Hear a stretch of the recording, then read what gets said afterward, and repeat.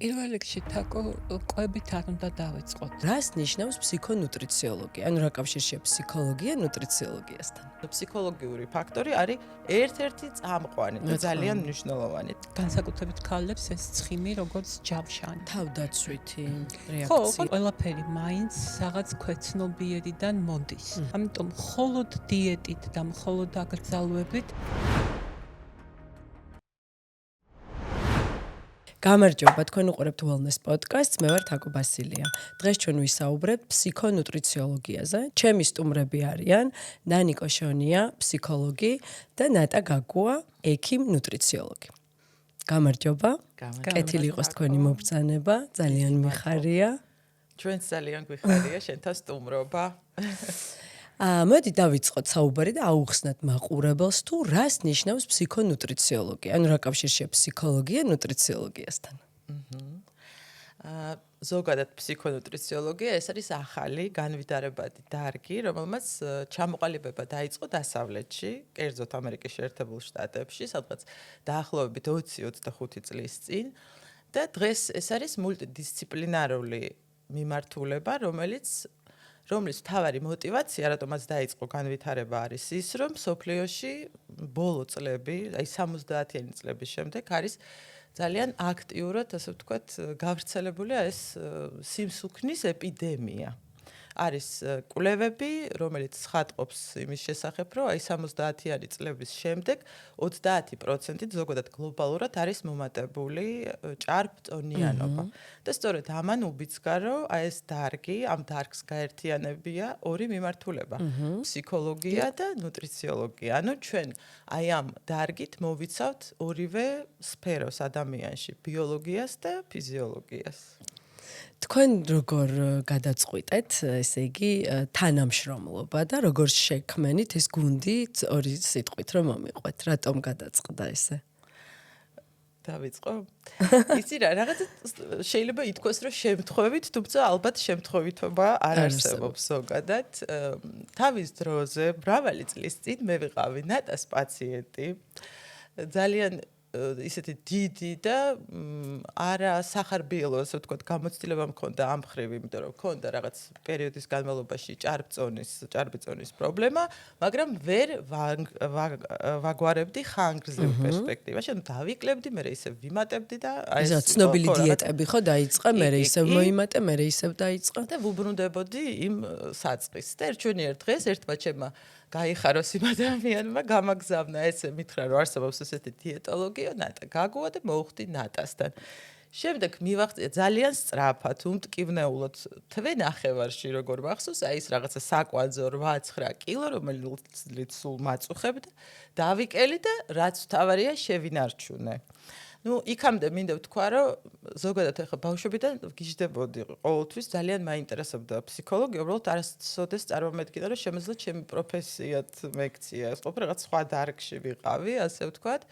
და შემდეგ აი ამ დიეტებით გატაცება მოიტანა ის ჩემს ცხოვრებაში, რომ დავინტერესდი ასევე დიეტოლოგიით, ნუტრიციოლოგიით და აი ნატასთან ჩვენ მერე დავმეგობრდით და ჩვენი კავშირი შემდეგ გადაიზარდა უკვე მეგობრობაში, სადაც მე უზიარებდი რაღაც აი ახალი რაღაც მეთოდი, ახალი მიდგომა და ნატაც ისეთი ტიპია, ძალიან პროგრესული, უყვარს სულ სიახლეები, სულ სწავლობს, სულ მუშაობს საკუთარ თავზე, მიუხედავად იმისა, რომ არის არ ვიცი, ამხელა გამოცდილების მქონე და კარიერის ექიმი, თერაპევტიც, ყველაფერთან ერთად გარდა იმისა, რომ არის დიეტოლოგი და ნუტრიციოლოგი და ჩვენ სულ ვუზიარებდით ერთმანეთს ამ გამოცდილებას. მე ბოლო ეს 8-9 წელი მე უცებ აღმოჩნდი ფსიქოლოგიაში და რაღაც სერიოზულად დავიწყე სწავლა, შესწავლა და მუშაობა და უცებ ნატა აღმოჩნდა ჩემი რაღაცა ჯგუფის მსმენელი, ერთ-ერთი რაღაც ჩვენი შეხვედრების, კონსულტაციების და ჯგუფური შეხვედრების და აი ეს საუბარში, ანუ ჩვენ ვიცით, რომ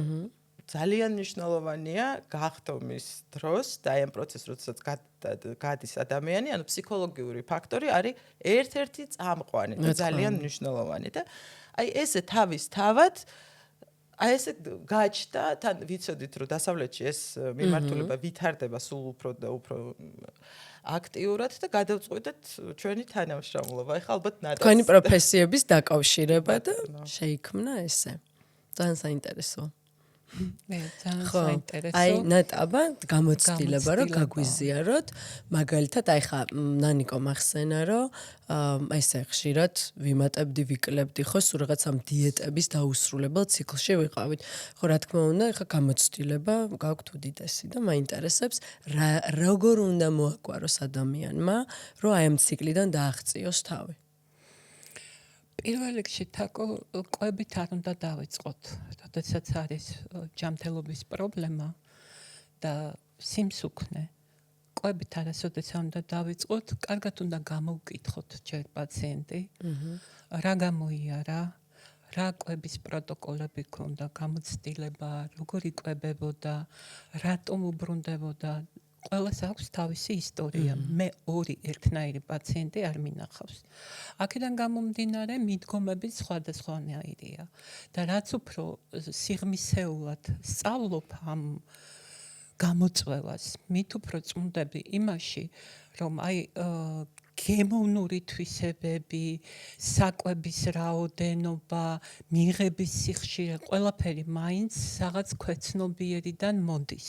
ნერვულ სისტემას უკავშირდება. აი ბოლოს მივიღე ესეთ კარგი ინფორმაცია, რომელიც დადასტურებულია, რომ საერთოდ არ არის ჩვენი გემოვნური თვისებები მარტო რეცეპტორებზე დამოკიდებული. ტვინში წყდება, გემრიელია, ტკბილია, მლაშია თუ მჟავე. ამიტომ მხოლოდ დიეტით და მხოლოდ აკრძალვებით ეს რა არის, იცით, უზარმაზარი გამოცდილება და ცოდნა რო კონდეს და ცდილობდე რაღაც შენი ცოდნის და გამოცდილების მხოლოდ 5%-ით მუშაობდე. ამიტომ ჩვენი ტანდემი პირველ რიგში ჩემთვის არის ბედნიერება და კომფორტი, იმიტომ რომ ბევრია რა თქმა უნდა დღეს ფსიქოლოგი და ძალიან კარგი ფსიქოლოგები, მაგრამ ყველაზე უფრო რაც ჩემთვის არის მისაღები კომფორტული, ჩვენ გვაქვს ერთი ხედვა მე და ნანიკოს და მეც როგორც მისი კლიენტი რაღაც პერიოდში გამოვცადე რა მუშაა ნანიკოს აი ეს რჩევები და ეს თერაპია. ამიტომ სრული ნდობა გვაქვს ერთმანეთთან და ამას ჩვენი პაციენტებიც თუ კლიენტებიც გრძნობენ. და აი მაგალითად არის თქვათ რაღაც რჩევა ადამიანისთვის, აი იმ კითხვას რომ დავუბრუნდე, ვინც ერთი და იგივე თქვათ ციკლში არის ამ დიეტების. აი რაღაც რჩევა შეიძლება აქედან მივცეთ თუ აუცილებელია რომ მივიდეს სპეციალისტთან და თავად ვერ მოაგვარებს ამას. არის რაღაც ესეთი ჯადოსნური რჩევა თქვათ, რაც შეგვიძლია რომ ვუთხრათ. პიროვნებას ახლა თუ არის საუბარი 60 კილოგრამზე, აქ არ არის აუცილებელი მან და მაინც მივიდეს ექიმთან, ნუტრიციოლოგთან, მაგრამ თუ ის წონის კლებას შემდეგ წონის შენარჩუნება მისთვის არის ყოვლად შეუძლებელი, მაშინ ჩვენ პირველ რიგში, ალბათ ნანიკოც დამეთანხმება, უნდა გავიგოთ რა მდგომარეობაშია ანალიზები, პასუხების მიხედვით, როგორია მისი ნაღლის ბუშტის, კუჭნაწლავის ტრაქტი, ეს ხო მეორე ტვინია ზოგადად კუჭნაწლავის ტრაქტი. და როდესაც უკვე ჩვენ ორგანულს გამოვრიცხავთ და ყველაფერს შევხედავთ, იქ არ არის მარტო ის, რომ აი ნორმაშია დავუშვათ რკინა, ფერიტინი, დ-ვიტამინი. იქ შეიძლება ზედაზღვარის ან ქვედაზღვარის მეშვეობითაც გაკეთდეს ბევრი რაღაცა, მნიშვნელოვანი გადაწყვეტილება მიიღოს პროფესიონალმა და მნიშვნელოვნად შეცვალოს კვების მოდელი. მაგრამ ყველაფერ ამასთან ერთად ჩვენ პარალელურად სწავლობთ მე რა დონეზე ახლა, რატომ მჭირდება ამა თუ იმ პაციენტს თუ სიმსუქნით მოდის ეს ცხიმი. და როდესაც ხვდები რომ მას კიდევ რაღაცისთვის სჭირდება, რომელსაც თვითონ ვერაცნობიერებს, უკვე ნანიკო იწყებს ამაზე მუშაობას. და მედი დავუკონკრეტოთ, ეხლა მაყურებლისთვის ალბათ სიახლე იქნება, რატომ შეიძლება ჭირდებოდეს ადამიანს ზედმეტი ცხიმი. აი რა ერთ-ერთი ვთქვათ შემთხვევა რომ მოგვიყვანოთ. აი მაგალითად დააწინაურეს მამაკაცი. მე მქონდა ასეთი შემთხვევები ჩემს პაციენტებში. ახალგაზრდა, რაღაც 40 წლამდე ძალიან მაღალ პოზიციაზეა და იქ ბევრი გამოცდილი პროფესიონალი დახვდა და დაკარგა კომფორტი, გამოვიდა კომფორტის ზონიდან და ვერ საცნობიერებს ისე მისი სხეული იწყებს ზრდას, იგივე ემართება ქალბატონებსაც. კიდევ შეიძლება იყოს აი მეუღლე რაღაცა დისკომფორტი აქვს მეუღლესთან და ამის გამო მას ჭირდება განსაკუთრებით ქალებს ეს ცხიმი როგორც ჯავშანი. ურთიერთობა. თავდაცვითი ხო, რეაქცია. ამას შეიძლება აბსოლუტურად ვერაცნობიერებდეს. ჩვენ არასოდეს არ გქონია ესეთი, რომ პირდაპირ პაციენტი გეუბნება, რომ ამ მიზეზის გამო მჭირდება. უკვირს კიდევაც და ლოგიკურიცაა ადამიანი მოდის თხოვნით რომ დამეხმარე და მინიმუმ 4-ჯერ გაიარა უკვე ეს რთული გზა და შენეუბნები რომ ალბათ რაღაცისთვის გჭირდება რომ მე-5-ჯერ მოდიხარ უკვე. ნუ ეს ისეთი რო ვერ უშვებ, ხო, ამ პირველად წონას. შეიძლება გქონდეს ძალიან ისეთი მწვავე რეაქცია, რომ არ მიიღოს ეს. მაგრამ ჩვენ ვალდებულები ვართ ზოგჯერ რაღაც ისეთი უთხრათ, რაც არ სიამოვნებთ, რომ ისე მათთვის იყოს ეს სასარგებლო. და ვთქვათ, გააცნობიერა და მიხვდა, რომ რეალურად ხო მართლა ესე არის, რომ მე ვთქვათ ეს ჭარბიწონა მჭირდება იმისთვის, რომ ვთქვათ რაღაც თავი დავიცვა, რაც გამოწვევა, მაგრამ აი ამის შემდეგ როგორ მიდის ვთქვათ ეს პაციენტის საქმე. იცი რა ცოტა შორიდან დავიწყებ ერთი-ორი სიტყვით, რომ რაღაც უფრო ნათელი სურათი დავინახოთ, ასე ვთქვათ. ანუ ზოგადად ცხიმოვანი ქსოვილი ჩვენ ტყუილად არ გვაქვს ორგანიზმში. თან განსაკუთრებით ქალებს. თან ქალებს და კაცებსაც. ნუ ეს არის ზოგ წყაროში, საერთოდ ორგანოდაც მოიხსენიებენ ცხიმოვან ქსოვილს. ეს არის ქსოვილი, რომელიც ორგანიზმს ამარაგებს ენერგიით და რესურსით. ანუ საჭიროა, გჭირდება. უბრალოდ ამ საუბარია იმაზე, როდესაც მისი ან ჭარბი რაოდენობა ჩდება, ან პირიქით არის ხოლმე რაღაც ანორექსიული შემთხვევები, როდესაც ადამიანს აკლია, ხო? და მაგის გარეშე შეიძლება დაიღუპოს უბრალოდ ორგანიზმი. აი შეხედეთ, ესე იგი ეს არის აზრობრივად, რომ დავფიქრდეთ ცხიმოვანი ქსოვილი, ეს არის ადამიანის, ასე ვთქვათ, დაცვა. დაცვა და მომარაგება რაღაცა რესურსის, ხო ასეა. აი არსებობენ იმ მეთოდებით, რა მეთოდებსაც მე ვიყენებ, მუშაობაში ჩვენ ვიყენებ. ასევე არის აი თანამედროვე ფსიქოსომატიკის სპეციალისტები, რომლებსაც მიაჩნიათ, რომ როდესაც ადამიანი განიცდის რაღაცა ემოციურ დეფიციტს, ანუ ეს მხოლოდ ჭარბწონაზე არ ვრცელდება ზოგადად, რასაც ჩვენ ვუწოდებთ დაავადებებს. აი როგორ ხდება? ნუ ეს არის თეორიები, რა თქმა უნდა, ეს არ არის აქსიომა. ხო, არ არის დამტკიცებული, ყოველად აღიარებული ზოგადად მედიცინაში, მაგრამ არსებობს ესეთი თეორიები და ჩვენ აი ამ პოსტულატებს ვიყენებთ ხოლმე მუშაობაში, რომ აი მაგალითად როგორ ხდება, რომ როდესაც ადამიანი იმყოფება რაღაცა ღრმა, შინაგან ბიოლოგიურ კონფლიქტს უწოდებენ მაგას, როდესაც რაღაცა ჩემი მნიშვნელოვანი, ჩემთვის ექსტრაორდინალური მოთხოვნილება ვერ კმაყოფილდება, ვერ ვუზრუნველყოფ. მაგალითად, ვკარგავ სამსახურს, ან მაგალითად რაღაცა ცუდი ურთიერთობა მაქვს ჩემს მეორე ნახევართან, ხო? ეს იმას ნიშნავს, რომ მე შინაგანად ვიმყოფები შინაგან რაღაც კონფლიქტში, ანუ ჩემი სულიერი პრობლემა ჩემს ტვინთან თანხვედრაში არ მოდის. და ჩვენი ორგანიზმი ცდილობს, რომ გამოგვიყვანოს ჩვენ აი ამ კოლაფსიდან, ამ შინაგანი კონფლიქტიდან. რა გზით? იმისთვის, რომ არ დაირღვეს ფსიქიკა და ჩვენი ფსიქიკა ვერ იტანს აი ესეთ გადაუჭრელ საკითხებს, რაც ჩემში ვერ ლაგდება, რასაც ვერ პოულობ გამოსავალს. გაუგებრობებს. მაშინ ორგანიზმი რეაგირებს უკვე უჯრედით და ქსოვილით. აი ეს არის აი ამ თანამედროვე ფსიქოსომატიკის სპეციალისტების თეორიების თანახმად. და საქმეში ერთვება უკვე უჯრედი. ანუ ფსიქიკა რო არ გამოვიდეს წყობიდან, რეაგირებ ორგანოთი. და აი მაგალითად არის ქალბატონი, აქვს რაღაცა მუდმივი პრობლემებით ოჯახში, ან მეუღლესთან, ან თუნდაც შვილებთან, არ აქვს მნიშვნელობა. ან ეს შეიძლება იყოს სამსახური თანამედროვე ადამიანი, 21 საუკუნის ადამიანი, ოჯახად აღიქვავს სამსახურსაც, სადაც ატარებს ძალიან დიდ დროს თავისი ცხოვრების. და აი ვერ ვაგვარებ და ამ დროს იწყება ბუფერული, ასე ვთქვათ, ზონის ზრდა ჩემს ორგანიზმში, ანუ ცხიმი გროვდება იმისთვის, რომ მე დამიცვას აი ამ ემოციური დანაკლისის, ან უსაფრთხოების თუ მაგ არ რაღაც საჭიროება დაგიკმაყოფილოს ამ გზით, ხო? აი ამ გზით თითქოს იმ დეფიციტს გივსებს. ხო, მეხმარება, მაგრამ რეალურად კი არ გვეხმარება, არამედ ჩვენ უარესად აი მან კი ერთ წრეში ხვდებით, გვეზრდება ეს მასა, ჩვენი თავი არ მოგწონს, უარესად ვიწყებთ ჭამას, გვინდება ნახშირწყლები, კორტიზოლი. მაგრამ ერთი კითხვა მაქვს, ხო ეს ხო ალბათ კორტიზოლის ხარჯზე უფრო. ხო შეიძლება გამიგია რომ მაგნეს არც ვჭამ, არის ესეთი შემთხვევები, მაგრამ ნუ მაინც ყველაფერი მერკება, ყველაფერს ვიმატებ და თან დაალაგებული აქვს ჰორმონალური ფონი, ძალიან დაალაგებული აქვს. თუ ადამიანი ხანგრძლივად არის მკვეთრ ნეგატიურ ემოციებში და ან შფოთვითი რაღაც ეპიზოდები, ან რაღაც სტრესულ მდგომარეობაში, ან დეპრესიულ, რა თქმა უნდა, ჰორმონი კორტიზოლი ამ დროს ძალიან მატულობს ორგანიზმში და ეს თავისთავად იწვევს მოთხოვნილებას ნახშირწყლების, რა თქმა უნდა, გვიდება ტკბილი, ცოლმეულობა და ასე შემდეგ. კი, ეს ურთიერთად დაკავშირებულია, ამიტომაც არის მნიშვნელოვანი, რომ ფსიქოლოგმა იმუშაოს ერთად დიეტოლოგ, ნუტრიციოლოგთან და პირველი ნაბიჯი უშუალოდ თქვენ იკითხეთ, რომ აი რა ხდება, როცა გაათვითცნობიერებსო.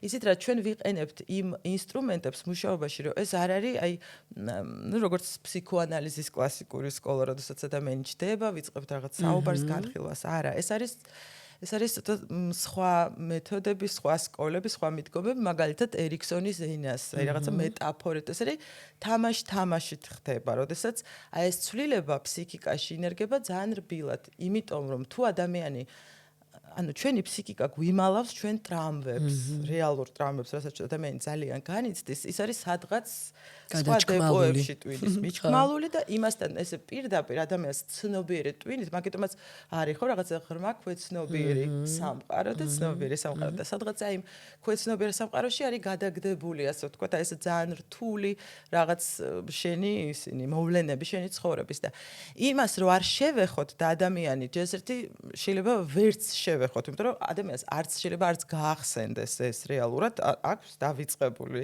ესეთი სიტუაციები თავის ცხოვრების და ამიტომ ვიყენებთ ესეთ რბილ ინსტრუმენტებს, რომელიც აი ამ ევოლუციის საშუალებას გვაძლევს ადამიანში მეტაფორის ენა ერიქსონის ჩვენ რაღაცა თამაშით წარმოსახვა ფერები რაღაცა ნახატები და აი ეს ხდება მუშაობა რეალურად ტრამვასთან თვითონ ადამიანი შეიძლება ვერც ათვიცნობიერებს მერე აი როცა ჩვენ ვამთავრებთ მუშაობას და სახლში რომ მიდის მერე შეიძლება რომ შემდეგ შეხვედრაზე გიზიარებს და გეუბნება რომ იცი რა მე მგონია რომ აი ეს შფოთვი ეს შფოთი რომ საიდან მქონდა ალბათ აქედან მაგ შეიძლება სულაც ეს არ არის ნამდვილი მიზეზი მაგრამ ადამიანს თუ ამის ჯერა ჩვენთვის ეგ არის ყველაზე მნიშვნელოვანი, თორე შეიძლება ეს სულაც არ უკავშირდებოდეს მაგას. მაგრამ თვითონ ეს მუშაობა ხდება აი ესეთი თამაში და აი ესეთი მეტაფორის სამყაროში, ასე ვთქვათ. და პარალელურად, რა თქმა უნდა, აკეთებს რაღაც კონკრეტულ არა დიეტას, არამედ ჯანსაღ კვებას, ხო, რაღაც ცდილობს, რომ შეუცვალოთ კვების უნარჩვევები. დიახ, ჩვენ სხვადასხვანაირად მომზადებულები მოდიან ზოგს უნდა დაწერილი კონკრეტული დოზები. ზოგი მეუბნება რომ ჯერ არ ვარ ამისთვის მზად და მინდა რომ აი რაღაცნაირად ამ ჩემი საყვარელი კერძებიდან და პროდუქტებიდან გამიკეთოთ სწორი გადანაწილება დღის განმავლობაში. ესეც ძალიან მნიშვნელოვანია, იმიტომ რომ კაცრი დიეტები ყოველთვის მომზადებელი ადამიანისთვის კატასტროფაა, თქვენ ახლა ახსენეთ კორტიზოლი და იქ ბევრი რაღაცა კიდე და ისეთი აურზაური ხდება, რომ დაკლების ნაცვლად ზოგი კიდე პასტოზურობით და შეშუპებით იღვიძებს, იმიტომ რომ მთელი დღე დისტრესშია. სხვათა შორის აი კვება იმდენად მნიშვნელოვანია ჩვენთვის მე ყოველთვის მაინტერესებს რა სჭამს და რა უყვარს პაციენტებს იმიტომ რომ ზოგი რაღაცა უყვარს იმიტომ რომ მას ეხმარება მაგალითად ჩემი მჩნევია როდესაც განსაკუთრებით ქალებში რკინა დეფიციტური ანემია ისეთი პროდუქტები უყვარს სადაც რკინა ბევრია ანუ ეს სიყვარული არის ორგანიზმის როგორც სისტემის და სიბრძნის მაჩვენებელი, რომ ჩემით ვეძებ იმ პროდუქტებს, სადაც რკინა. განსაკუთრებით ეს ბავშვებს ეხება, ისეთ პროდუქტები უყვართ, რაც მე ანალიზების პასუხებში ჩანს, რომ ჭირდება. ხო, მოთხოვნილება გაქვს იმის, ისი დეფიციტი გაქვს. ამას გარდა უყვართ ისეთი პროდუქტები, რომლებიც მათ ღრმა ბავშვობაში აბრუნებს, მაგალითად ბებოს რაღაცა საყვარელი კერძი, რომელსაც უკეთებდა იქ დედა რაღაცა ასე აჭმევდა, როცა ალბათ იყო და დაუცველი და ეს კერძებიც ჩვენს იმდენ პლუს გვაძლევს, რომ ესეც უნდა გავითვალისწინოთ. დაცულობის განცდას ემოციას გვაძლევს. ბევრი რაღაცა არის, რომ აი ძალიან ცნობილი და გაცვეთილი 6-ის მერე არ ჭამოთ. მყავს პაციენტები, რომლებიც ღამე იწყებენ მუშაობას, ან მსახიობია, ან მძღოლია, ან მაგალითად არქიტექტორია, ღამე მუშაობს, ან მორიგია და აქედან გამომდინარე ასეთი რჩევები, რაც უნდა კარგი იყოს და მუშას მისთვის დამაზიანებელი გამოვა. და ყველაფერი. მე რას მივხვდი, იცით, თაკო, რამდენი ადამიანიცა იმდენი კვების მოდელი შეგვიძლია შევადგინოთ ექიმებმა. უბრალოდ ჩვენ უნდა ვიცოდეთ ძირითადი საფუძვლები და აი აქ არ უნდა უღალატოთ იმ ძირითად პრინციპებს. ეხლა მთელი მსოფლიო გადასულია პრევენციული მედიცინისკენ, კონკრეტულად ერთ პიროვნებაზე მორგებული და გაირკვა, რომ ერთი და იგივე კალორაჟიც რომ მოგცენ ახლა ჩვენ სამივეს და ერთ პირობებში მოგვათავსონ, ჩვენი კუჭნაწლავის ტრაქტი სულ სხვადასხვანაირად იწოვს ამ მიკროელემენტებს, მაკროელემენტებს და ამიტომ სხვადასხვა რეაქცია ექნება ჩვენს ორგანიზმს. შეიძლება თქვენ ძალიან კარგი შედეგი დადოთ, მე საერთოდ არ დავდო, ნანიკომ ისე რა. ასე რომ აი ეს ტრაფარეტული რაღაცა დიეტები უნივერსალური ასეთი ისეთი ეს ამის ცოდნა აუცილებელია ჩვენთვის პროფესიონალებისთვის, მაგრამ ეს მხოლოდ როგორც ბაზა. შემდეგ უნდა თითოეულ პაციენტთან, რა თქმა უნდა, ეგ ცოტა რთულია, ასე რუტინული და პერსონალური, მაგრამ ყველაზე უფრო ჯანსაღია და სასარგებლო. ჩვენ ხო მარტო წონა არ გვაინტერესებს, გვაინტერესებს ადამიანის შრომის უნარიანობა, მისი აი ყველაფერი, რა, როგორ გამოიყურება, როგორი აქვს კანი, როგორ ემსახურება თავის პროფესიას, როგორია ოჯახში. როგორ ხასიათზეა ყველაფერი, აი ცხოვრების კვება ძალიან ხარისხი, დაკავშირებულია. რომ იყოს მაღალი. საერთოდ არ მაინტერესებს მარტო კვება, ეს არის ზღვაში წვეთი ჩვენთვის. და უკაცრავად, აი, ჩავერთვები თუ შეიძლება. სხვათა შორის მე რო ნატასთან ვიარე თავის დროზე მრავალი წლის წინ, ვეუბნებოდი, გახსოვს რომ გეუბნებოდი, რომ შენ მარტო ჩემი დიეტოლოგი არ ხარ, შენ ხარ ჩემი ფსიქოლოგი. თუ აი მივხვდი, ვიგრძენი, რომ როგორც ფსიქოლოგი, ისე მე მიმუშავია ფსიქოლოგებთან მე თვითონ მივსულ ვარ.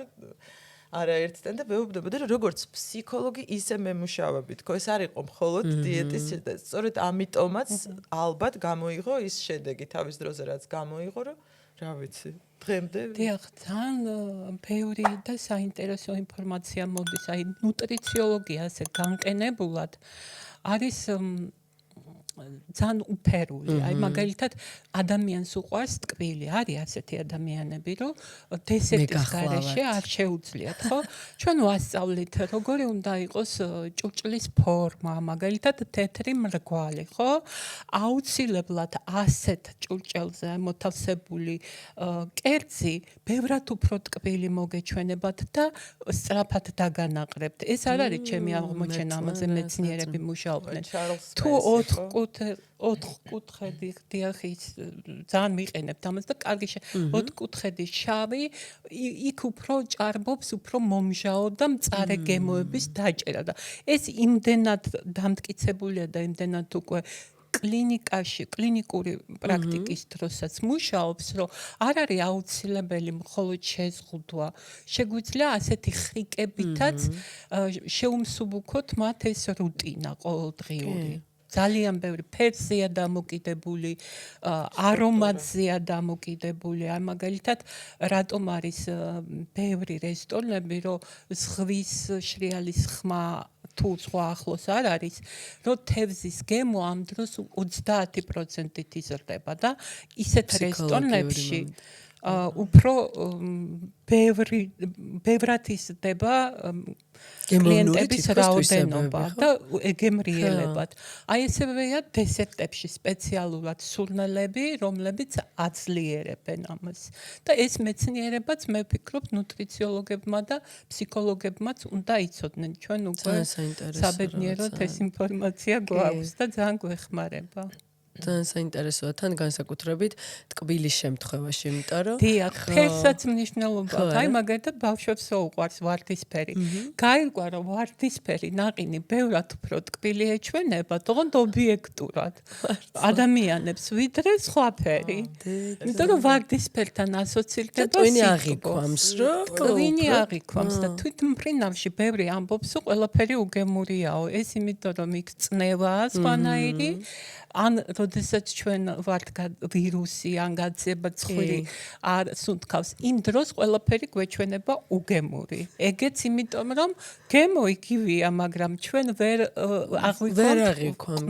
ცოტა ხნის წინ მქონდა ეს გამოცდილება პასკა გამოვაცხე ჩემით და ვერ ხვდებოდი გემრიელი იყო თუ არა და ნუ მე ვაცადე რამდენიმე დღე და რომ მორჩი მივხვდი რომ ძალიან გემრიელი გამოსულა. ამიტომ ნამდვილად ესე არის. მოდი მაყურებლისთვის კარგად ავხსნათ. აი მოდის პაციენტი პირველად თქვენთან და როგორ მუშაობთ, როგორი მუშაობის სტილი გაქვთ? პირველ რიგში, ესე იგი ჩვენი პირველი შეხვედრა ჩვენს პაციენტ შემთხვევაში კლიენტთან ტარდება ტანდემში, ესე იგი მე და ნატა ერთად ვისმენთ მისი ცხოვრების ისტორიას, ნატა ისმენს ანამნეზს, მისი ანალიზების პასუხები, ჩვენებები და ასე შემდეგ, რა აწუხებს დაუშვათ. და ვსაუბრობთ, გვიყვება მის დამოკიდებულებას კვებისადმი, დიეტებისადმი და ასე შემდეგ, რა აწუხებს დაუშვათ ამ ადამიანს და შემდეგ უკვე ვატარებთ რჩებით მარტოები, შემდეგ მე და ეს ადამიანი და ვატარებთ უკვე ჩვენს პირველ, ასე ვთქვათ, ფსიქოლოგიურ კონსულტირებას, კონსულტაციას, შეხვედრას.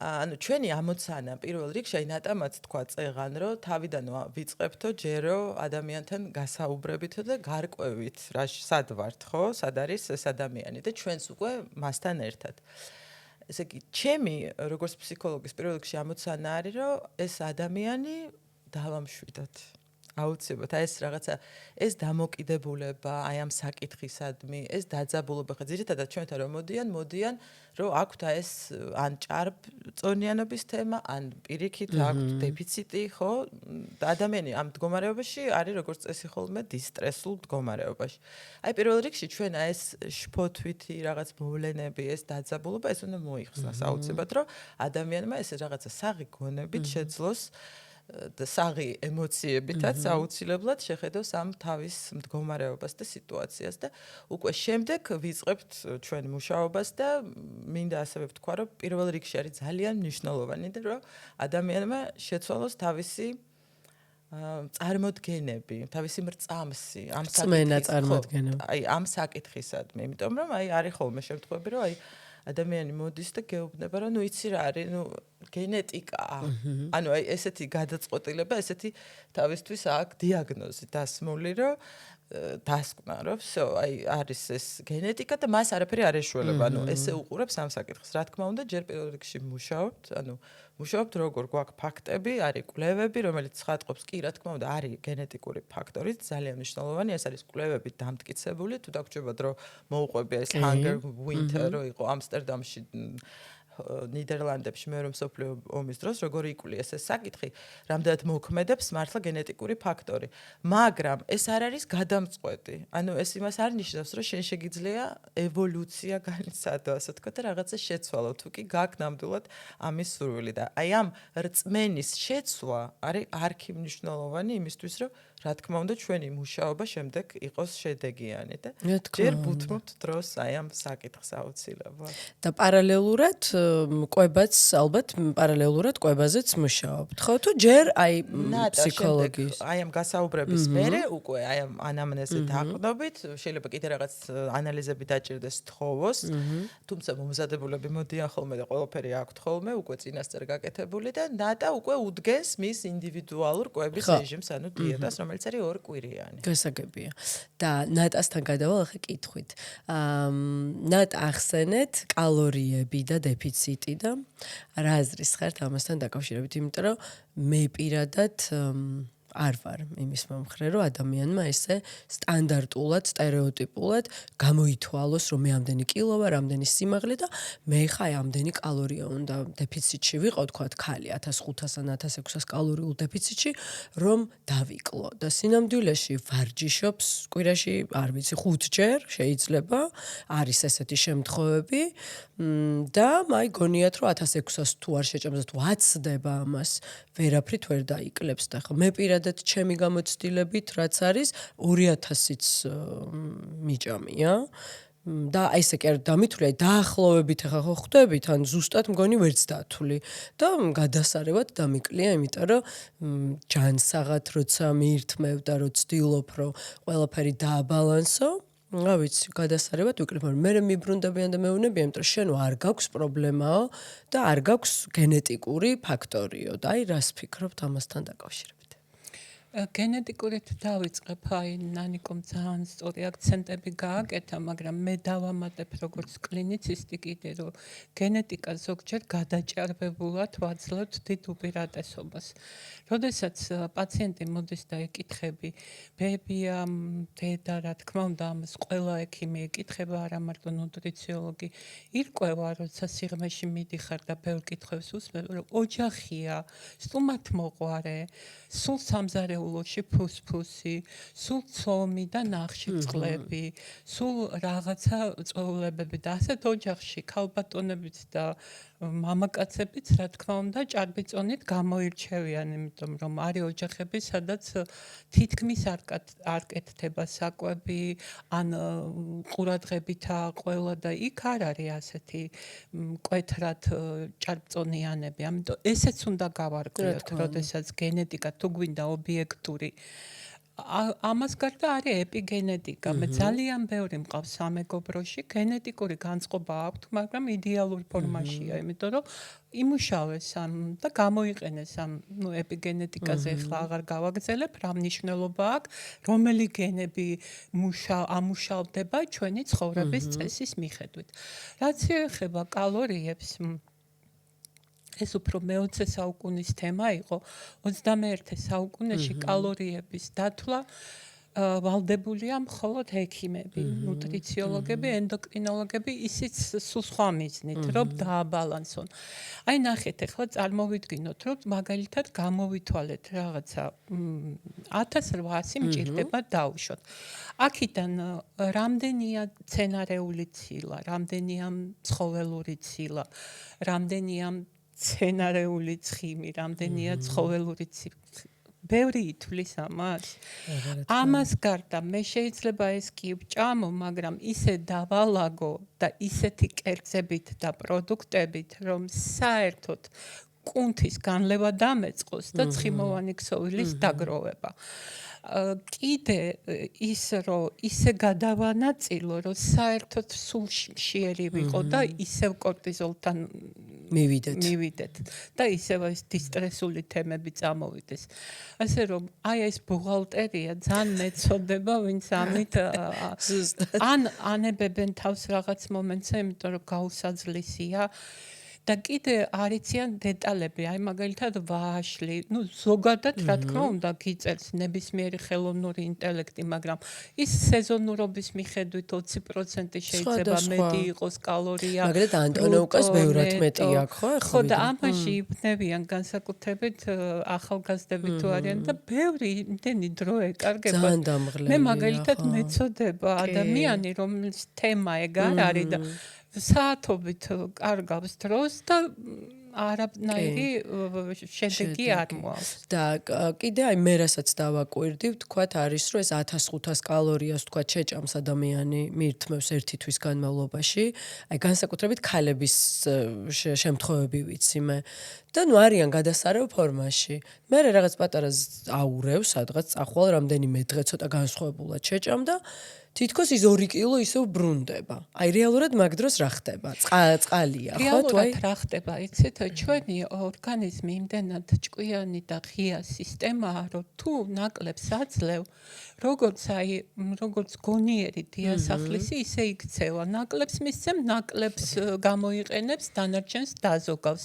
და ყველაზე უფრო სამწუხაროდ ცხიმის სახით იზოგება ეგ და მერე უცებ 1500 კილოკალორიიდან მე თუ 2000-ზე გადავდივარ, შეიძლება მოხდეს შეშუპება, იმიტომ რომ გლიკოგენი იზიდავს ძალიან ბევრ წყალს, მაგალითად 1 გრამი გლიკოგენი 3-4 გრამ წყალს. რო ავხსნათ რა არის გლიკოგენი ბოდიში გლიკოგენი არის ნახშირწყალი, რომელიც ზედმეტი მოგვივიდა და რაღაც უნდა, რაღაც 1 სუფრის კოვზი შაქარი გვჭირდება სისხლში, ხო? დანარჩენი უნდა წავიღოთ და ღვიძლში და კუნთებში გლიკოგენის სახით მარაგდება, ასეთი ესეც გლუკოზაა, მაგრამ კონცენტრირებული და ის მაგნიტივით იზიდავს სითხეს და იმიტოა რომ მე მაგალითად 1 თვე ძალიან მონდომებული 1000-ანივით ჭამდი რაღაც საწოდავ 1200 კილოკალორიას და მე მოვიდა აღდგომა ვჭამე და მეორე დღეს აი ესეთი რაღაცა 3 ლიტრიან რაღაცა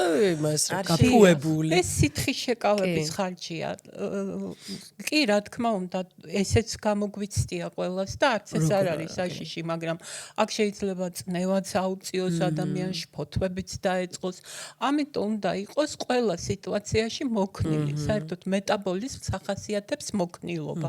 ჩანთელი ადამიანის მეტაბოლიზმი არის მოქნილი და თუ ჩვენ მას სპეციალურად არ ვსტრესავთ, ჩვენი გაურკვეველი ჩვევებით და გაუგებარი სისტემებით კვების, მაშინ ის გვემსახურება, ის არის მოქნილი, გვაპატიებს პასკასაც, გვაპატიებს შოკოლადსაც, ღამეკვებასაც, მაგრამ თუ ჩვენ სულ ვწნეხავთ და არ ვაძლევთ ამის საშუალებას, მაშინ ის ხისტია და გიბრუნებს ერთ დღეშივე უკვე შეიძლება დაგიბრუნოს. შეიძლება 2-3 ლიტრი სითხე შეიკავოს და მეორე დღეს დისკომფორტია კიდურები, აი სამკაულებს ვეღარ იტან უკვე გონია ცხვისია. აი ეს ყველაფერი რო არ დაგვეწყოს ჩვენ ამისათვის საჭიროა ჯერ მივიღოთ ცოდნა ჩვენი სხეულის შესახებ და შემდეგ უკვე მარტივია გამკლავება ამ გამოწვევების. კი, მესმის. და თუ შეიძლება მეც დავამატებ, რომ აი მაგალითად აი კალორიების დიეტაზე თან დაკავშირებით, აი რო არსებობდა ადრე მე გამომიცდია ჩემს თავზე არაჟნის დიეტა. ნუ ეხლა რო დაითვალო ძალიან ბევრი კალორია დაახლოებით ალბათ დღეში 1-2000 რაღაცა, ხო? გააჩნია რა რაოდენობა უნდა მიგერთმია ეს არაჟანი. რეალურად ძალიან ახტუნებს, იმიტომ რომ არის ცხიმი, ცხიმს ურტყავს. ნუ ეხლა ცხიმს არა, რა თქმა უნდა, იქ რაღაცა ზედმეტი სითხე გამოგდიოდა ორგანიზმიდან, მაგრამ ნუ აქედან გამომდინარეობს, რომ მხოლოდ კალორია არ არის, უნდა იყოს სწორი შემადგენლობა ცხიმების, ცილის, ნახშირწყლების და სწორედ ეს არის, რასაც მოაქვს შემდეგ რეზულტატი ადამიანისთვის და კიდევ მოაქვს არა სტრესს. აი ნატამ ძალიან კარგად აღნიშნა, რომ რაც უფრო რაღაც იმაში მარწუხებში მოაქცევ შენ სხეულს, მით უფრო აუცილებლად გაგექცევა, აუცილებლად იპოვის რაღაც გზას, რომ გადაირჩინოს თავი და ეს ერთი და იგივე რაღაცა კალორაჟი, ერთგვაროვანი საკვები ყოველდღე რა თქმა უნდა არის ძალიან მოსაწყენი და ძალიან დიდ სტრესში აქტებს ჩვენს ორგანიზმს. და დავამატოთ ის რომ ეს არაჟნის დიეტა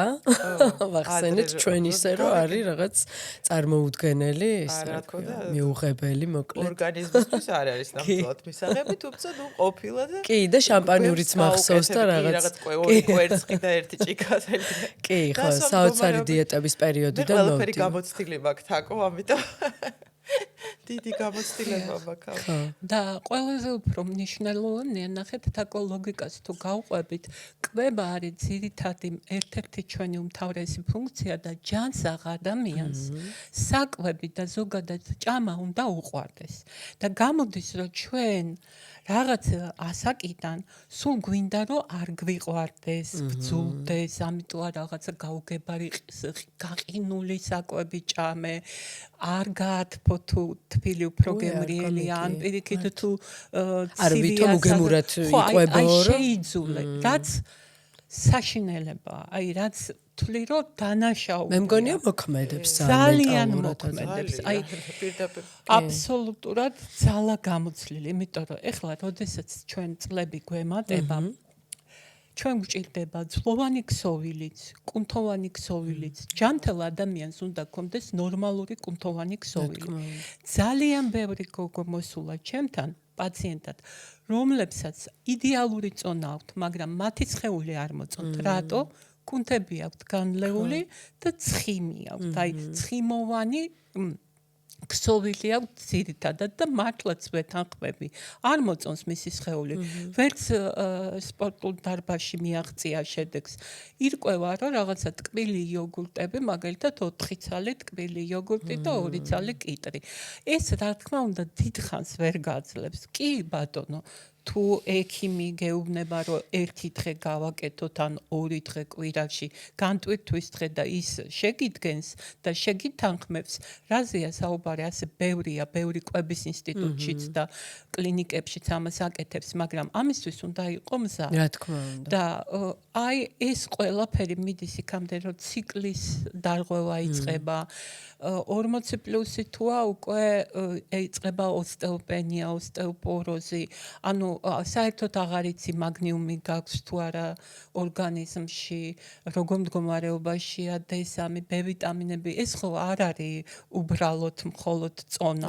ეს არის ჩვენი ჯანმრთელობა და თუ ეს არ გვექნება, ვიქნებით სულ მინორულ განწყობაში, ეს მინიმუმ. და აგრეთვე სხვა სპეციალისტებიც დაგვჭირდება და უკვე ქრონიკული დაავადებებიც წამოვა და ვინც ახლა გვისმენს და უნდა ამის დაწყება, ურჩევდი საკუთარ სხეულს ესაუბრონ, დაუმეგობრდნენ, შეიყვარონ და გაარკვიონ რა უნდა სხეულს და მაშინ ყველაფერი დაალაგდება. აი ხა აქ მომაფიქრდა ერთი რაღაც ჩემი გამოცდილებით კიდე გპასუხობენ ეს რაღაცას რომ მე ანუ ჩემი სხეული რასაც მთხოვს იმას მივირთმევ მაგრამ ხშირ შემთხვევაში დავფიქრებულ ვარ და ხვდები რომ თხოვს რაღაც junk foods ანუ სწრაფ კვებას რატომ იმიტომ რომ რაც უფრო მეც მიირთმევ ნახშირწყლებს და სწრაფ საკვებს იმდენს მოგთხოვს და დავაკონკრეტოთ ალბათ ესეც რომ ჩვენი სხეული თუ გთხოვს ისეთ საკვებს რომელსაც მე ნამდვილ საკვებს არ ვეძახი მაგალითად.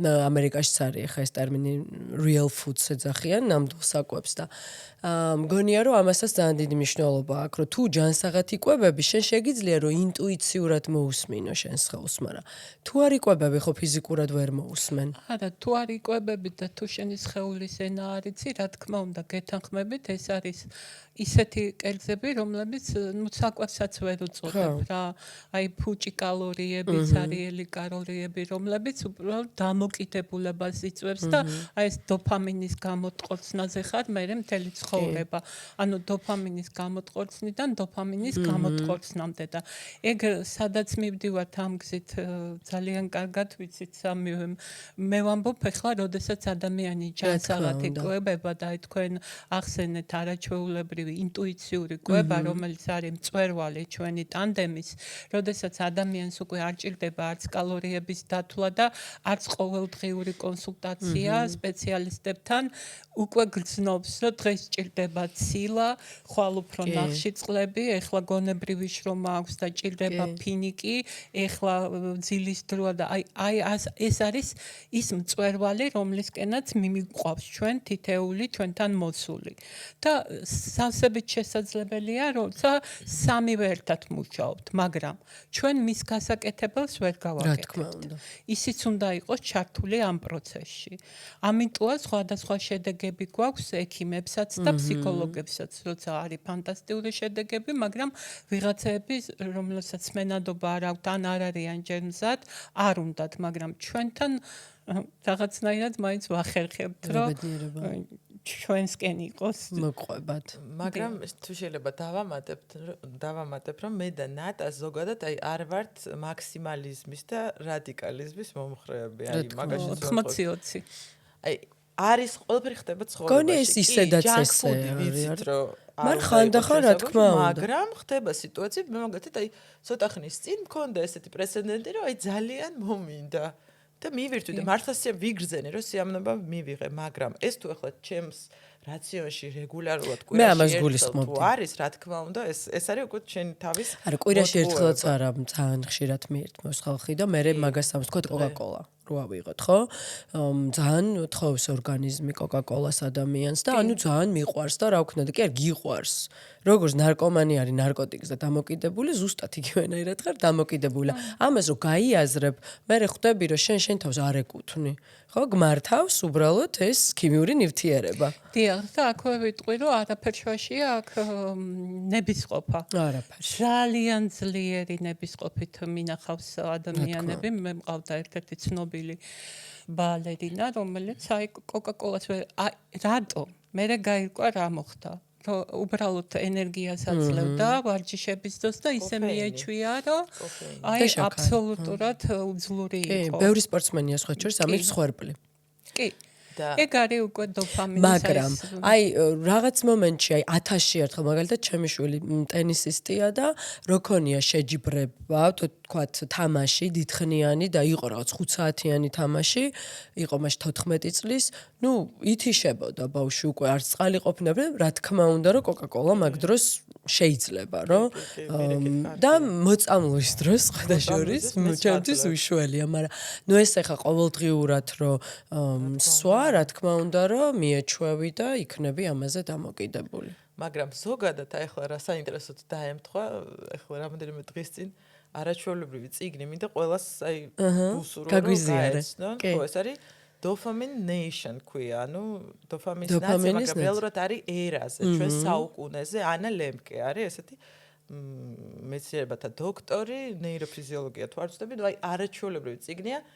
ნუ იქ ტკბილზეც არის, სოციალურზეც არის დოფამინის, რამდენად ვართ საერთოდ დოფამინ დამოკიდებული და საერთოდ ვართ დოფამინის იმაში, არ ვიცი. ვიმყოფებით დოფამინის ორმოში მთელი კაცობრიობა დღევანდელი, სულ რაღაცაზე ვართ და საერთოდ დოფამინი ანუ დოფამინი არ არის, როცა მივიღებ რაღაცას, დოფამინი არის გამოიყოფა მაშინ, როდესაც მე მაქვს რაღაცის მიღების სურვილი, მოლოდინი გამოყოფს დოფამინს და როდესაც მე ვიღებ, პირიქით ვარდება ეს ნეირომედიატორი, ესე მუშაობს და ჩვენ და ნუ თანამედროვე სამყარო მოიტანა რომ ამ დოფამინს ძალიან მარტივად ვიკმაყოფილებთ, ანუ ვაკლიკებთ და ვიზახებთ რაღაც საჭმელს.